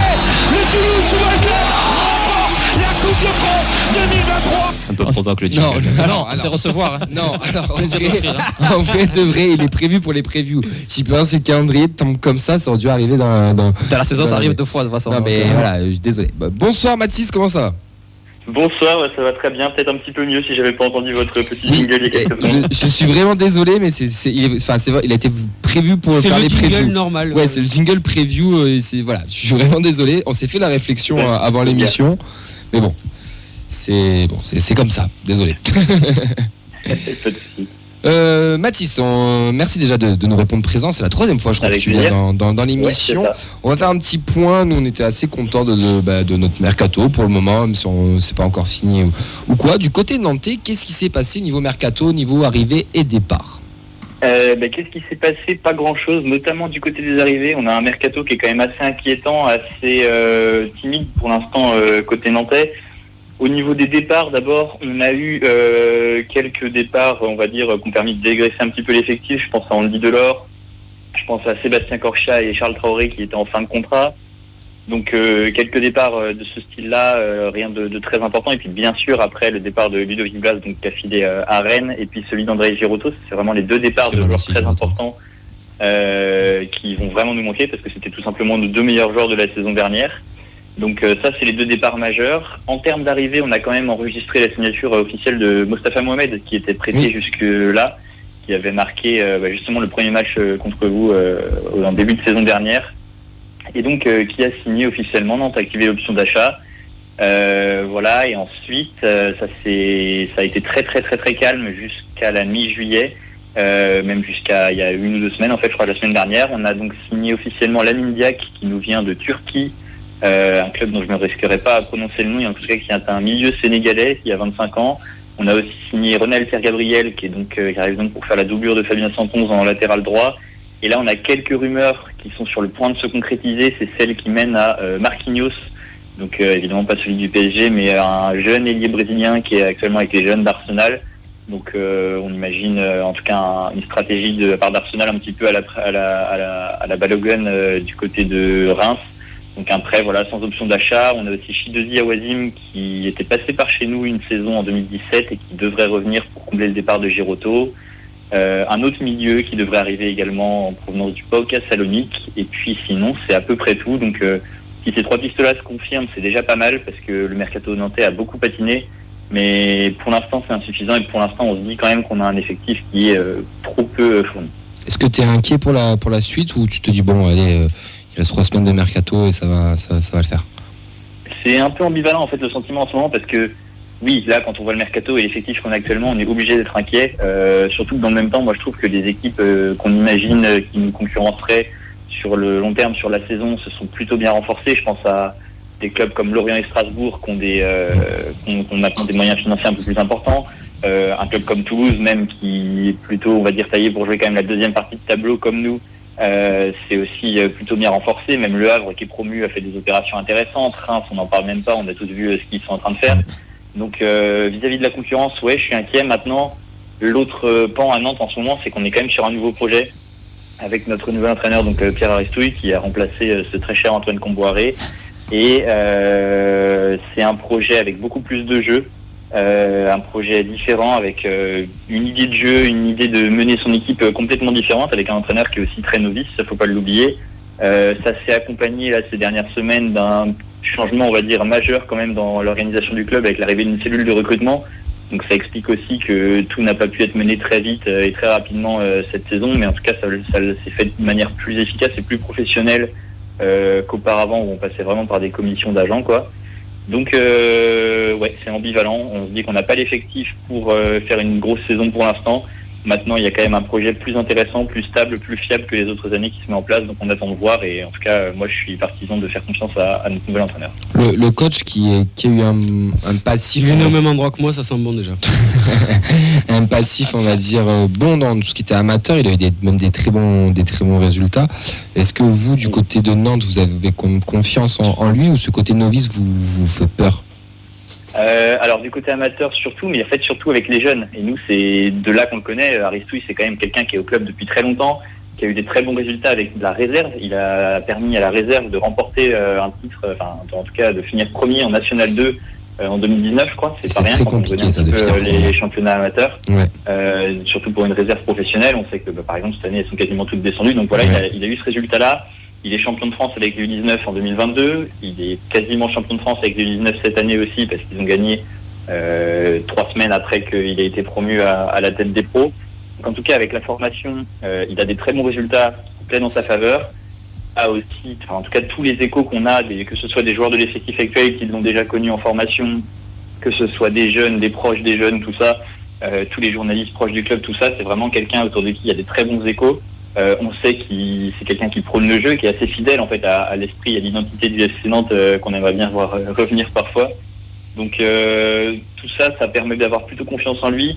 Et moi, j'ajouterais même que par rapport à son inexpérience, j'ai envie de dire qu'on a été très séduit souvent de voir ces dernières années des coachs comme Julien Stéphan, Francaise, même Régis Lebris, Will Steele, voilà, qui viennent de la formation pour certains, qui en tout cas sont assez novices et qui réussissent et qui prônent un football assez protagoniste, assez intéressant. Donc je me dis, on peut que se réjouir de voir ça à Nantes. Donc voilà, pour l'instant plutôt optimiste, plutôt confiant au moins sur ce point de vue-là. La préparation, elle a été assez mitigée en termes de résultats, mais bon, j'ai pas vu les contenus, donc je vais pas pouvoir en parler. Je pense que tu vas pouvoir mieux nous en parler. Est-ce que les résultats sur le papier, le contenu est inquiétant ou bon, le contenu est intéressant et les résultats, c'est pas grave, on est sur de la préparation? Ouais, là pour le coup le contenu est quand même plutôt intéressant. Alors le premier match, on perd 3-0 contre Laval, donc c'était un petit peu humiliant, mais il nous manquait quasiment tous nos internationaux. On a joué avec 2 équipes sur chaque mi-temps compotées à 75% de jeunes. Donc pas de souci là-dessus. Ensuite on a enchaîné avec une victoire contre Angers, un nul contre Hull City. Et on a perdu contre Lorient et contre Cologne. Ouais. Donc bon, effectivement, sur le plan des résultats, c'est très mitigé. Après, sur le plan du jeu, plus on avançait, plus on voyait quand même des améliorations, des vraies tentatives de faire quelque chose avec les joueurs qu'on avait. On a, je pense, en vrai, quelque chose qui témoigne bien de ça, c'est le repositionnement de Quentin Merlin, donc qui a explosé en tant que latéral gauche sous Comboiré. Pierre Aristou, lui, il l'a connu longtemps avant dans son poste de prédilection chez les jeunes, c'est-à-dire 8-10 voire même attaquant ailier quoi. Ah oui. Donc il va le repositionner plus sur un poste plus offensif. Donc ça fait partie des choses où on voit qu'il y a un jeu plus protagoniste qui se met en place, et sur les matchs amicaux on a vu qu'il y avait déjà des tentatives comme ça. Après évidemment déjà on n'a pas l'effectif encore pour répondre à toutes ces attentes là, parce que mine de rien c'est quand même un jeu exigeant. Et bien sûr c'est que la préparation, donc il faut beaucoup de temps pour que ça se mette en place. Donc voilà, mais en tout cas, ouais, sur le contenu des matchs amicaux, c'est pas ça le plus inquiétant. C'est quoi l'objectif du Football Club de Nantes cette saison? Objectivement et on va dire ambitieusement. Ouais, objectivement et ambitieusement, les deux, c'est le maintien. On peut pas se permettre d'espérer autre chose. D'une part, parce que la saison dernière a été très très compliquée, parce qu'on sait depuis 2, même 3 ans, enfin depuis en tout cas la victoire en Coupe de France, que cette fameuse saison Coupe de France 9e de Ligue 1, c'est exception. Donc oui, comme la saison dernière, on ne s'attend pas à jouer autre chose que le maintien, d'autant plus que cette saison on est à 18, que comme je vous le disais tout à l'heure, on a des clubs qui sont concurrents sur le papier, qui se renforcent bien et qui prennent des trajectoires même de gestion, même d'organisation qui sont intéressantes et dont on pense qu'ils peuvent devenir encore plus puissants peut-être sur les prochaines années. Donc évidemment, on ne peut pas viser autre chose que le maintien. Je pense que si on arrive à accrocher un maintien serein, ce sera déjà très très bien. Et puis on a quand même un début de nouveau cycle avec d'une part cet entraîneur, d'une part la cellule de recrutement dont je vous parlais tout à l'heure. Puis il y a aussi en fait les joueurs tout simplement. On a eu quand même le cycle des Blas, Giroto et compagnie, même Lafont. On sent que là on est sur une fin de cycle avec je pense aussi à Moses Simon qui a pas fait une bonne saison la saison dernière. Donc ouais, un nouveau cycle qui s'ouvre et moi j'ai tendance à me dire que si on se maintient tant bien que mal cette année, ce sera pour du mieux ensuite, et ensuite on pourra commencer à voir à long terme, mais voilà, pour l'instant c'est vraiment maintien. Messieurs, après la présentation de notre adversaire, est-ce que vous êtes confiants pour dimanche? Ben tiens, est-ce que tu es confiant pour le match de dimanche? Quand tu écoutes tout ça, là, quand tu vois un peu la prépa, tout ce qui s'est passé chez nous. Moi, de base, je t'aurais plutôt dit un match nul, mais de ce que j'entends de Mathis, je suis un peu inquiet pour Nantes, en effet, ouais. Vous avez ce ressenti là aussi, avant qu'on passe au prono? Tu veux ça, 0-0? C'est ce que j'avais dit à Mehdi, moi, tout à l'heure. Voilà. Ok. Je sens le match un peu chiant, Nantes pas prêt. Nous, premier match à l'extérieur de l'année, même si je pense, comme on l'a dit juste avant, qu'on est prêt et en plus il va vite falloir qu'on prenne des points, nous le calendrier. Voilà, je pense que ça en tout cas, tu sais, si tu connais le 1N ou le N2, à la limite je mettrais N2, tu vois. Vous pouvez trouver les codes sur notre site de Paris Sportif en ligne, leprincedesnians.fr. Allez messieurs, on va passer au prono. On terminera par toi Mathis pour finir et mettre une note positive pour les Nantais, parce que je pense pas que tout le monde va voter pour Nantes. On va commencer par Elliot, qui est le plus jeune d'entre nous avec ses cheveux blonds. Elliot. En tant que footix, je dirais que... t'es à mode Bordeaux, donc Nantes t'aimes pas. J'allais justement dire que Bordeaux ne monterait pas en Ligue 2, en Ligue 1. Mais non, pour être honnête, je vois bien une victoire du TEF. 2-0 avec Dalinga qui marque et un but de Soiseau sur coup franc. Oh. J'aimerais bien voir la cote. Hein. Bonne nuit. Moi je suis assez d'accord avec Mehdi, un bon match nul où Toulouse pousse mais n'arrive pas à marquer, Nantes résiste, 0-0. 5-1, doublé de Costa, doublé d'Alinga et Bouklal. Non, pour moi ça va être je pense un partout. Hein. Je pense qu'on est prêt aussi, mais un partout. Je dirais Dalinga ouvre le score et Nantes égalise. Tout le monde sera content. 2-1 Dalinga Bergaoui. 2-1 pour Nantes. Mais non. Wow. Si. Okay. Ah ouais, tu vois une surprise, ok. Ça veut pas dire qu'on réussira pas notre saison. Hein. Oui, tu fais ce que tu vas encore te faire insulter sur le live. Apparemment t'aimes ça, donc vas-y. Oui, j'aime ça. Ça part en coulisses d'émission. C'est juste pour parier à l'inverse de vous et pour. Oui, c'est stratégique quoi. Mathis, tu sais qu'il n'y a rien à gagner. Hein. On fait plus les points et tout. Je me dis, j'allais dire pour eux, peut-être qu'une année il tiendra enfin un tableau celui-là. Putain, non, parce que je l'ai fait une année, je me suis tapé talent tout seul, ça m'a saoulé, du coup j'ai arrêté. Mais je l'ai fait. Si t'es pas content, t'as qu'à le faire. Hein. Faut le faire, c'est important. Tu pourras le faire avec les petits élèves de Raymond, tu pourras leur donner en devoir. Tu me redonneras ta notée là ? Ouais. Non, c'est bon, j'ai fait l'émission. Mathis, ton prono ? Moi je rejoins ce qui a été dit sur le 0-0. Je pense qu'on va réussir à tenir la baraque malgré tout. C'est juste un petit point que j'ai pas évoqué, mais sur les jeunes, on a des jeunes intéressants, Respect qui est prêt à les utiliser, donc il y aura peut-être une ou deux pépites plus tard dans la saison qui seront intéressantes à voir. Il y a un central, non ? Un central, il y a Merlin au milieu. Ouais, il y a Merlin qu'on connaît un petit peu, et puis Bastien Lepillot qui est central, c'est un 2005, qui a un physique déjà de colosse et qui est très très impressionnant. Il nous a fait vraiment un bel effet sur la préparation. Il est suivi par des grands clubs européens, donc ça peut être sa saison effectivement. Donc 0-0 pour moi pour le prono de ce week-end. Eh ben merci beaucoup. Tu seras présent au match dimanche ? Comment ? Ah non, moi je travaille actuellement un peu loin de Nantes, donc pas de beaux joueurs pour moi ce week-end. Ok, bon écoute, on te souhaite un très bon match pour dimanche.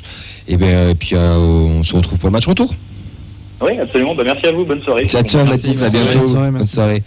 Nous, messieurs, dames, on vous donne rendez-vous au Danu, à côté du métro François Verdier, là-bas. Il se passera qu'on reprend nos commentaires de match en live avec une belle équipe toujours au taquet qui sera là. Les pronos, 1 heure avant le match, vous nous donnez vos pronos. Le gagnant remportera une boisson. Si vous voulez devenir un incroyable speaker, vous nous donnez la compo du TF, tel le speaker du TFC. Et aussi, vous serez récompensé et hydraté par nos compagnons du bar. Ainsi que le quiz de la mi-temps. Il n'est pas encore au courant, mais c'est Nathan qui apparemment le fera. Tu viens de l'apprendre en direct. Qui vous le fera faire. C'est Vincent qui m'a dit ça tout à l'heure. T'as 5 jours, ça. Faut pas. Non, mais tu l'animeras. Je sais pas si tu le confectionneras, mais tu l'animeras. En tout cas, il a l'air heureux. Puis après l'excellent quiz de la semaine dernière, ça donne envie quoi. Je le ferai. Mais il y aura un quiz à la mi-temps qui sera prévu, et surtout n'oubliez pas vos écharpes, même s'il fera très très chaud sûrement, pour faire un énorme sécanto dans le bar. On vous donne tous rendez-vous là-bas à partir de 14h30 pour la prise d'antenne. On sera en live sur Twitch aussi. C'est pas une excuse pour pas venir au bar parce que vous devez nous écouter. Venez, déplacez-vous, venez nous rencontrer, venez participer aussi. Les micros seront toujours ouverts et vous serez bien sûr les bienvenus. Mon cher Vincent, tu voulais rajouter une dernière information? Oui, si vous êtes fan de pronos, de petits concours, ce qu'on fait là, il y a sur Sur Twitter, on a les comptes Média Tolosa et aussi Mon Petit F qui ont lancé leur ligue MPP, donc Mon Petit Prono. Donc n'hésitez pas à aller voir sur leur réseau pour rejoindre. Comme ça, ils essaient de faire des petites ligues fermées pour les supporters toulousains. Ah, bien la ligue fermée. Comme ça, voilà. En fait, le principe de l'émission, du jeu, c'est que chaque semaine, vous mettez vos scores, vos pronostics pour chaque match et un classement qui est établi par rapport aux autres résultats. Donc ça permettra aussi de challenger. Il y a la feuille de match qui participe. Voilà. On essaie de tous s'y mettre pour voir si on arrive à être au niveau. Donc qui participe les meilleurs. Si c'est toi, on n'a pas mis les meilleurs. Méfiat. Jean pourra en témoigner d'ailleurs. Ah ouais, venir. Ça fait 3 ans qu'il fait un concours de pronos. Je l'ai remporté une fois. Wow. Sur une saison entière. Wow. Sur une saison entière. Ah oui, c'est beau. Bon, les années d'après, j'ai oublié quelques scores. Si je veux la pétanque, c'est pour ça, il y avait des concours. Allez, rendez-vous au Danube pour dimanche pour tous les supporters toulousains. Toute l'année, on y sera pour tous les matchs à l'extérieur. Et ça commence dès dimanche. On remercie encore une nouvelle fois le bar de nous laisser l'opportunité d'être là. Romain et toute son équipe, Clément, Anissa, Hugo. Voilà, on les embrasse. On vous donnera rendez-vous dimanche. Maintenant, on va terminer l'émission avec un petit peu... du hors TFC, on va parler football, on va parler du football socialien. On va se prendre la direction de Montbéliard, même si pour le moment il y a quelques fritures sur la ligne et qu'on a du mal à se connecter. Mais on va partir à Sochaux, retrouver Jean, qui est animateur France Bleu. Je crois qu'il est pas à Sochaux en plus, en ce moment, si je dis pas de qui est animateur France Bleu Belfort Montbéliard, qui va nous parler de la situation du club qui est complètement catastrophique. Et en tant qu'amoureux du football, on se devait aussi d'en parler. Alors on va lui accorder malheureusement que quelques minutes parce que je pense qu'on aurait pu en faire toute une émission. Le connaissant, il peut en parler, il peut faire 1h30 tout seul. Mais vraiment en plus, c'est le genre de mec il nous en parlera. Mais nous, la façon dont on a Toulouse dans le sang, lui je pense que c'est x2 par rapport à Sochaux. Pas parce que nous on est on est moins impliqués, etc. Mais c'est la région aussi et le lieu qui fait que tu vis vraiment encore plus avec ce club. Ouais, tu vis encore plus avec ce club et voilà, il nous en parlera mieux que ce que je le raconte, mais voilà. Allez, bon, on va mettre un petit jingle, un petit jingle court et on va accueillir notre cher Jean.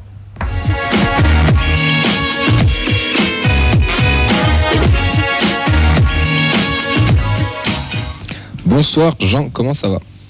Bonsoir à tous, ça va très bien, merci. Tu es attendu comme le Messi par mes deux compères de gauche. Ça fait trop longtemps qu'on l'a pas eu, le Jean. Bah voilà. Je ne l'appelle pas non plus au téléphone. Je n'entends plus sa voix. Je dis toutes ces conneries par message. Mais voilà. Et le coup de gueule aussi, c'est pour dire que le voyage à Sochaux pour aller voir le TEF clairement me fait.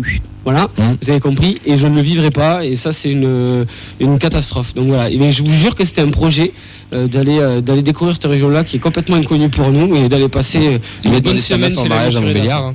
Non mais dis, j'ai une bonne nouvelle, c'est qu'en plus, alors à part cette année, puisque vous avez gagné la Coupe de France, à chaque fois vous faites sortir par une N3. Je me dis que Toulouse c'est un bon tirage. Ah oui, mais N3, pas R1. ouais, c'est vrai. Merci d'avoir rappelé Jean surtout. Allez, on va se recentrer sur te réconforter. On va se recentrer sur le projet, sur ce qui se passe. Sur la merde. Voilà, Sochaux, oui, clairement. Alors nous, on le dit des fois dans cette émission que le football français va mal, que c'est un peu la merde partout. Je pense qu'il n'y a pas besoin d'être une lumière pour le comprendre. Mais là, ça touche un club quand même historique du championnat français. Où vous pouvez nous dire pourquoi vous ne l'avez pas fait avec d'autres clubs. On pourrait le faire aussi avec Sedan, on pourrait le faire avec le Luznac à l'époque. Sochaux, c'est plus fort. On peut le faire avec plein d'autres clubs. Bon là, ils connaissent aussi Jean. On avait cette occasion-là. Sochaux, c'est plus fort. Oui. On peut dire mais il n'y a pas de plus fort ou moins fort. C'est chacun son. Ouais, mais tu vois, par exemple, désolé. Mais oui. Tu prends Sedan par rapport à Toulouse, c'est plus petit. Donc on tu prends Sochaux par rapport à Toulouse. Sochaux est un plus grand club que Toulouse dans l'histoire de France. On connaît Sochaléen, on fait Oui. Jean, c'est logique aussi, c'est ça que je veux dire. Et tu as 8 minutes à peu près pour nous faire un petit topo de qu'est-ce qui se passe à Sochaux. Comme l'a dit l'un de vos intervenants, c'est la merde, tout simplement. On le voyait pas vraiment venir, faut pas mentir, parce que depuis 2 ans, Nenkin, donc le propriétaire du FC Sochaux, a mis l'argent. Il a mis 10 millions l'année dernière, il a mis 4 millions il y a 2 ans. Ils sortent les sous. Cette année, ils ont pas voulu. Alors ça, j'ai pas vraiment d'infos là-dessus, mais j'ai l'impression que Samuel Laurent, notre beau, grand et beau salopard de directeur, a menti un petit peu sur la direction. On en veut aussi à la DNCG, forcément, parce qu'au mois de décembre, la DNCG, comme tous les 6 mois, vous le savez, décembre, janvier, plus cet été, c'est ce qui nous a coûté cher. On passe tous les 6 mois devant la DNCG.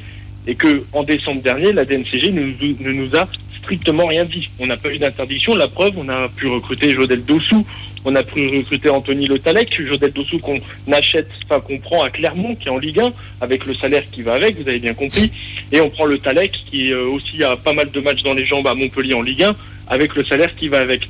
Donc au final, au mois de juin, à juste titre, qu'on s'entende bien, on nous tape sur les doigts par rapport à une gestion absolument catastrophique. Le problème est là aussi, il y a une gestion catastrophique, et puis aussi les instances du foot qui ne font rien, que ce soit sur l'achat du club en 2015 après le départ de Peugeot, et en plus avec la DNCG qui ne met pas d'alerte alors qu'elle est au courant des comptes, parce que forcément par rapport à vous, à moi, elle voit les comptes de façon bien plus précise que ce qu'on entend dans la presse pour n'importe quel club. Elle le voit, elle le sait que c'est en train de partir en sucette complet à Sochaux, que c'est des salaires de Ligue 1, et encore quand je dis des salaires de Ligue 1, même à Toulouse où vous êtes en Ligue 1, vous êtes européen, vous n'avez pas les salaires. Le Tallec, je crois que c'était pas loin du double du plus haut salaire du TFC, quelque chose comme ça, hein, il me semble, au niveau du salaire, en gros, si on se réfère. Il y a Ibrahim Sissoko aussi qui a fait une très très belle performance encore avec Saint-Etienne samedi après-midi, mais il y a encore Ibrahim Sissoko. Bon, après, encore une fois, on peut pas en vouloir aux joueurs, ils seraient très cons de refuser, qu'on s'entende bien, mais quand on propose un demi-million d'euros de prime à la signature en Ligue 2 et puis qu'on propose 80 000 euros par mois, je veux dire, je pense que vous et moi, bien évidemment, à la place de Sissoko, jamais de l'avion dit non. Mais c'est pas le problème des joueurs, c'est le problème de l'argent qu'on leur propose en Ligue 2, d'une gestion absolument cataclysmique.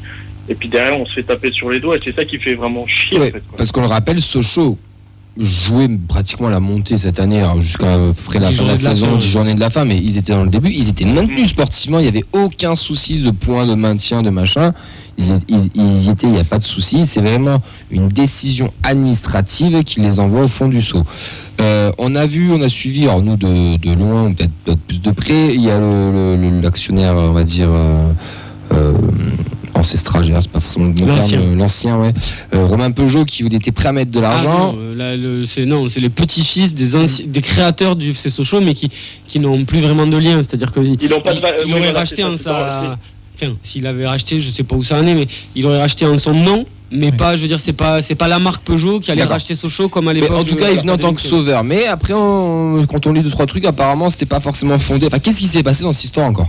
Ça a mal roulé. Bon, alors je vais faire attention de ne pas prendre une diffamation dans la gueule parce que c'est vite venu, mais il y a eu un petit peu magouille, un petit peu arrangement dans les plus hautes sphères de la fédération. C'est sorti dans la presse comme quoi un dirigeant a menacé de démissionner, et ça a été avéré de mon côté. Je suis de façon humble, j'entends. C'est avéré de mon côté et puis dans la presse locale ici. C'est de la pression. Sochaux, on parlait du football de l'ancien temps. Sochaux, on ne va pas mentir, n'intéresse personne. Petit quiz, je pense que Mehdi et Vincent, je leur ai déjà posé la question. Vous savez, il y a combien d'habitants à Sochaux pur ? 7 000, 15 000. Il y a 4 000 habitants. Ouais, 4 000, ouais. Je suis plus proche. Sochaux, c'est 4 000. Alors, bien évidemment, à côté, il y a Montbéliard. Pour vous dire, le stade, il est même pas à Sochaux. Le stade, il est à Montbéliard. Pour vous dire que quand vous sortez de l'autoroute et vous arrivez à Sochaux ou à Montbéliard, selon la sortie d'autoroute, vous ne cherchez pas le panneau Stade Bonal, vous cherchez le panneau PSA Peugeot Citroën, parce que le stade est dans l'usine de Peugeot. Donc ça, c'est l'ancien temps, c'est l'ancien foot, c'est-à-dire aujourd'hui le foot, c'est les grandes villes, c'est les grandes agglomérations pour certains, et ça intéresse plus vraiment grand monde ce genre d'économie du foot un petit peu petit avec les petits clubs. J'ai peur pour Guingamp, moi, un jour. J'ai peur. Non, Guingamp, il y a Papy qui a la le Gret, c'est bon. Oui, mais le Gret, il sera pas éternel. Papy va laisser des trucs. C'est les suivants. Bien sûr, mais comme le Gret n'est pas éternel, et bien évidemment, ce que je dis, je ne le souhaite absolument pas au Guingampais, parce que les pauvres, ils ont rien. Mais Guingamp, c'est un peu le même délire. Vous savez, il y a 10 ans, il y a 20 ans, quand on disait que Sochaux, jamais on voyait Sochaux dans cet état-là, alors qu'il y avait Peugeot. Ça se trouve, dans 20 ans, Guingamp, ils vont manger la même chose, parce que c'est des petites villes, parce que Guingamp, je crois que c'est 4 ou 5 000 habitants aussi, c'est le même délire que nous. Donc c'est un gros problème. Puis au-delà de ça, le problème aussi, et puis Mehdi l'a un petit peu évoqué aussi, par rapport à moi, l'amour que j'ai pour Sochaux, et je suis pas le seul, c'est qu'en fait, nous, déjà, dans la région, il n'y a rien. Il n'y a rien, il n'y a que ça. Il n'y a que ça, et puis, comme je viens de vous le dire, c'est 4000 habitants. C'est-à-dire que Sochaux, dans le Nord-Franche-Comté, donc on prend Sochaux, Montbéliard, Belfort, et Héricourt, une autre, entre guillemets, grande ville du Nord-Franche-Comté, on est connu en France pour 4 trucs. Pour le FC Sochaux, pour l'usine Peugeot, pour Alstom, qui d'ailleurs je crois de mémoire fait les métros à Toulouse, et pour General Electric. Et l'absinthe aussi. Et c'est ça. Et forcément, quand on est dans une petite région démographiquement et économiquement pauvre, encore une fois, faut vraiment pas avoir peur de le dire, on est pauvre ici, que ce soit en termes de nombre d'habitants, en termes d'économie. Bah, vous doutez bien que quand on enlève un des 4 piliers de la région, bah, tout le monde flippe et tout le monde a peur dans la région, parce que 150 emplois, les gens disent oui, c'est que du foot. Bien évidemment qu'intrinsèquement que c'est du foot, puis que moi ma vie elle va pas changer, j'allais à Bonal sans être payé, j'irai à Bonal en N3, en R1 ou en D4 sans être payé. Mais c'est 150 emplois dans une région qui en a besoin de ces 150 emplois. Le chef de sécurité qui a employé pas mal de contrats, pas mal de personnes pour le Stade Bonal va devoir virer des gens.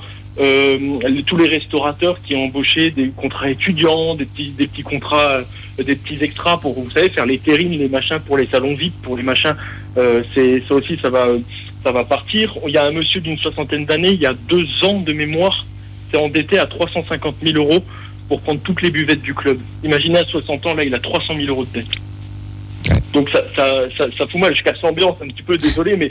mais c'était le but de l'appel, hein, c'est de se rendre compte aussi. Sur une région comme ça, c'est ça. Moi, comme et je l'ai déjà dit souvent à Mehdi et Vincent, puis même je vais être vulgaire, désolé, mais comme je suis l'invité, j'ai le droit, je leur ai cassé les couilles à longueur de journée avec Sochaux par rapport à Toulouse, etc. C'est sûr que si Toulouse, le TFC venait à disparaître, ce que je souhaite pas, et que Rennes, par exemple, des trucs comme ça, vous êtes dans une telle grosse ville qui aurait un impact, on l'a déjà évidemment, mais pas si important que ça. Nous, à Sochaux, on l'a déjà vécu, le TF a disparu dans les années 60. Oui, mais encore plus aujourd'hui où c'est la 4e ville de France, économiquement Toulouse est monstrueux. Non, mais c'est pour te confirmer qu'on n'a pas de mal à repartir, nous. Et c'est bien de mettre en lumière ça aussi, parce que on s'est plaint aussi du fonds d'investissement américain, du fait de communiquer arrivé, on n'était pas sûr, ou qu'est-ce qui peut se passer, pas se passer. Comme tu viens de le dire, on est attractif, qu'on le veuille ou non, à Toulouse, dans une région qui est attractive et qui va toujours se relever. Là, ce que tu es en train de nous dire, et tu m'arrêtes si je me trompe, c'est qu'à Sochaux, c'est pas sûr que ça se relève en fait. Beaucoup de personnes, alors je suis d'humeur assez optimiste, etc. Mais là, faut pas mentir, beaucoup de personnes, que ce soit de l'extérieur ou d'ici, disent oui, on fera comme Strasbourg et comme Bastia. Alors peut-être, mais la probabilité elle est infime, parce que Bastia et Strasbourg, c'est 2 villes absolument énormes, dans 2 régions absolument énormes, que ce soit en termes démographiques et en termes économiques. La région Corse et la région Alsace, sans commentaire, vous avez compris. Oui. Donc les moyens sont mis pour la Corse et pour Bastia et pour Strasbourg à l'époque, avec un très beau travail qui a été fait par Marc Keller, par les dirigeants bastiais, etc. Attention, je ne minimise pas ça.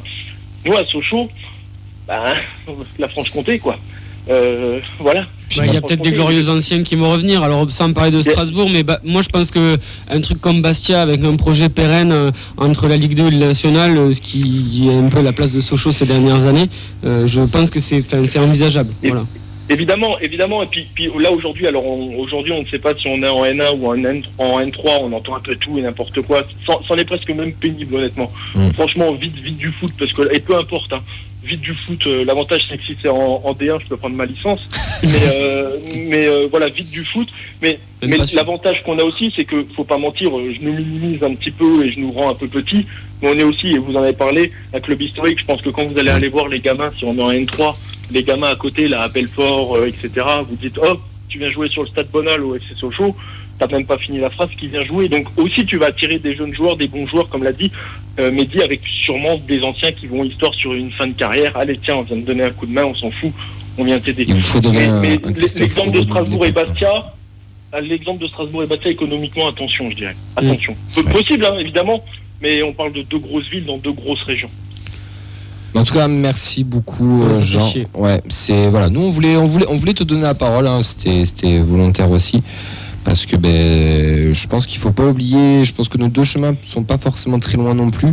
On a été quand même au fond, et il faut pas oublier d'où on vient aussi. Qu'est-ce qui peut nous arriver? On sait bien ce qu'on a. Je profite d'avoir la parole parce que, je profite d'avoir la parole aussi par rapport au TFC et je suis très content de ce qui vous arrive de façon sincère, parce que vous en avez pris plein la gueule. J'ai vécu 6 ans à Toulouse, hein, et demandais à Vincent et Mehdi ce que je leur mettais dans la gueule. Dans les plus belles années en plus.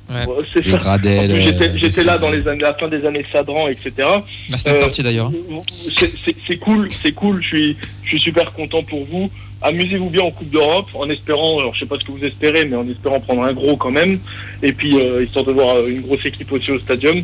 Et profiter parce que, comme on le dit, je leur cassais la tête aussi avec la Coupe de la Ligue qu'on a gagnée, la Coupe de France. Comme on dit, vous savez pas de quoi est fait demain. On peut se retrouver comme des cons comme moi là aujourd'hui. Donc profitez bien de la saison. Allez chercher ce maintien quand même parce que vous allez changer l'effectif à 70% et puis vous allez manger de la Coupe d'Europe dans la gueule. Donc voilà, profitez bien. Et puis on essaiera de se voir en Coupe de France. Ce serait bon signe pour nous parce qu'en plus vous allez nous laisser la recette. Donc en plus on est contents. Donc Jean, moi j'ai une proposition, tu vois là, de la feuille de match, tu vois, au printemps prochain, on se fait un petit voyage à Sochaux, on s'en fout, que ce soit pas contre nous, pas nous. Et par solidarité, on vient payer le match, ça va coûter 5 ou 10 balles. Et par solidarité, on vous aura donné 5 ou 10 balles. Et tu nous accueilles un peu chez toi là, et tu nous fais faire le pays. Et on va quand même voir Sochaux, même en N3 ou R1. Ça n'engage que toi, Mehdi. Parfait. Moi, je suis avec grand plaisir, et je demanderai au président d'augmenter les places quand vous viendrez. Bon, et on regardera, c'est quoi l'Allemagne, le club le plus proche quand on aille voir du foot? Il y a Cologne en Bundesliga. Cologne, il y aura Cologne. 1h15. Fribourg, pas Cologne, Fribourg, je suis con, pardon. Le club du futur en plus, très hipster. Fribourg. Pour terminer, Jean, vraiment en 2 mots, est-ce que déjà il y a une date butoir où Sochaux sera fixé? Et après, j'ai vu aussi il y a championnat de N1. J'ai vu aussi qu'il y avait des cagnottes, des choses comme ça qui étaient lancées. Il y a des mouvements de supporters contre tout ça. Alors, ça, c'est les cagnottes que Jean récupère directement l'argent. C'est ça, en fait, ils tombent tous dans le panneau, mais en fait, je pars aux Bahamas dans 2 semaines, puis le problème, il est réglé. Avec Nanking, c'est ça. Non, avec Samuel Laurent, tous les deux. Blague à part, il y a une cagnotte qui a été mise en place par un groupe sociaux chaud, donc qui permet de récolter des fonds avec avocats. Attention, c'est bien accompagné, c'est avec avocats, c'est officiel, etc. Donc pour donner de l'argent et aider le futur propriétaire avec ça. Et puis pour la date butoir, donc le match de Versailles a été reporté ce vendredi. Alors autant vous dire qu'on était tous en slip parce qu'on dit s'ils reportent le match et que c'est pour nous, donc c'est bon. Non, ça n'a rien à voir. Ils reportent le match parce que le délai est absolument incroyable. Sochaux devrait savoir demain ou jeudi pour la N1 ou pour la N3. En sachant qu'attention, on n'est pas acquis en N3 parce qu'il faut absolument, et là on rentre dans du droit, pour que Sochaux aille en N3, il faut absolument que Nankin et Samuel Laurent déposent le bilan, sauf qu'ils ne veulent pas le faire, parce que s'ils le font, ils s'assoient sur 3 millions d'euros, ces enfoirés, et ils vont continuer à être payés. Ce qu'il faut, c'est passer par le tribunal de commerce, demander à un administrateur judiciaire qui demande la gestion des comptes, en gros, je vous schématise le truc, et qui demande en gros à ce que les droits sportifs de la SAS, de la Société Anonyme Sport Français, quelque chose comme ça, je ne sais plus exactement, libèrent les droits pour l'association FCSM, pour que le FCSM puisse, en cas de non-maintien en N1, s'inscrire en N3. Si ce n'est pas fait dans un délai, Sochaux part en Régional 1. Donc autant vous dire qu'on est sur un délai encore... Franchement, j'en ai rigolé, Jean, mais ça, honnêtement, vu comment c'est parti, vous allez repartir à rien. Et donc on a un président qui ne veut même pas déposer le bilan. Donc, avec ces connards de Nanking, moi c'est ça le pire, c'est-à-dire que c'est des hommes le foot français sait que vous avez des pourritures qui étaient à la tête du club. Il y a des gens qui ont essayé de reprendre en ayant de la bonne volonté, oui un peu tard, mais avec un dossier solide, et on vous a pas laissé la chance. Et moi je trouve que c'est ça le pire, et qui me fait penser effectivement, comme tu le penses toi, qu'il y a des gens qui souhaitaient et qui étaient contents que Sochaux coule et dégage. Voilà. C'est ça. Et puis l'autre truc par rapport à la DNCG, désolé, je sais pas pour le timing, mais l'autre truc pour la DNCG qui est un peu pénible, je schématise souvent ce qui s'est passé avec la DNCG, c'est que c'est comme si demain vous êtes en voiture, en fait, qu'il y a des travaux sur la route et puis que c'est un flic qui fait la circulation. Le flic vous dit, vous tournez à gauche sur un sens interdit, mais c'est moi qui vous le dis. Dès que vous prenez le sens interdit, le flic il vous met une amende. En fait là c'est pareil, c'est-à-dire que la DNCG nous a rien dit au mois de décembre, pour, à juste titre, qu'on s'entende bien, pour nous mettre dans la tête au mois de juin qu'il nous manque des millions. Mais il faut avertir les clubs, il faut prévenir les clubs, il faut prévenir les dirigeants, parce que Samuel Laurent était persuadé que avec une petite lettre, je sous-signais sur mon honneur que ça va bien se passer, il pensait que ça allait passer, lui. Donc il faut aussi que la DNCG se penche sur les comptes, sur les rachats des clubs, et sur ça. Et après, bien évidemment, attention, que Sochaux soit relégué administrativement en N1, c'est légitime, c'est normal quand tu as moins 22 millions dans la tête. Enfin, quand je dis c'est normal, pour l'exemple des voisins bordelais, on n'a pas la chance d'être supporters de Bordeaux, mais ça c'est une autre affaire. Mais voilà, aussi. Mais parce que Bordeaux c'est une grande ville. Parce que Bordeaux c'est une grande ville. Oui, évidemment. Évidemment. Puis parce que Bordeaux, en termes d'histoire, en termes de palmarès, plus que d'histoire, pardon, ça fracasse Sochaux. En termes de ville, vous l'avez dit, ça fracasse Sochaux, ça fracasse beaucoup de clubs et de villes en France. oui, il faut aller sauver Sochaux. Et l'exemple aussi, c'est Lyon qui n'a pas été relégué de façon en première instance en Ligue 2, alors que normalement ils auraient dû être relégués en Ligue 2, parce que si c'est Toulouse, si c'est Nantes, si c'est Montpellier, ces 3 clubs par exemple sont en Ligue 2 à la place de Lyon. Ça aussi c'est un autre problème, et indirectement on n'a pas le temps d'en parler, c'est aussi pour ça que le foot français ne progresse pas en Europe économiquement et sportivement, parce qu'en fait on a toujours les mêmes qui travaillent bien ou qui travaillent pas bien, on récompense pas les autres clubs. Merci beaucoup Jean de ton intervention. Juste un dernier commentaire qu'on Vincent m'a fait lire et je suis absolument d'accord. Vas-y, Lille. Ouais, c'est Jeff AK1 sur Twitch qui nous dit j'ai vécu Luzenac, c'est la même. Voilà, et Luzenac c'est un petit village. Voilà. Vous en penserez ce que vous en voulez. En tout cas, merci Jean, c'était le petit coup de gueule de la soirée. Nous on est de tout cœur avec tous les amis socialiens. Qu'il y ait des amitiés ou non, on s'en tape, ça reste du foot. Il y a une bonne commune à Toulouse, Socialine en plus. Hein. Il y a une commune, mais ça reste du foot, c'est des clubs qui sont mythiques et quand c'est mal géré comme ça fait de la peine à voir. Donc gros soutien. Une bonne pensée à Sedan aussi, parce que Sedan prend bien dans la gueule là aussi. Pareil, mais tous ces clubs, et puis les instances du foot, faudra qu'on s'y penche un jour, mais il y a quand même une belle bande de connards. Voilà, je voulais le garder plus poliment. Vous voulez que je le dise, je suis invité. Vas-y. C'est les enculés. Voilà. Okay, allez, merci à toi Jean, passe une bonne saison et en espérant te retrouver en Coupe de France. Et bonne prépa pour la R1, toi du coup. Ouais, putain, on va s'arrêter maintenant alors. Allez, ciao. À plus, ciao.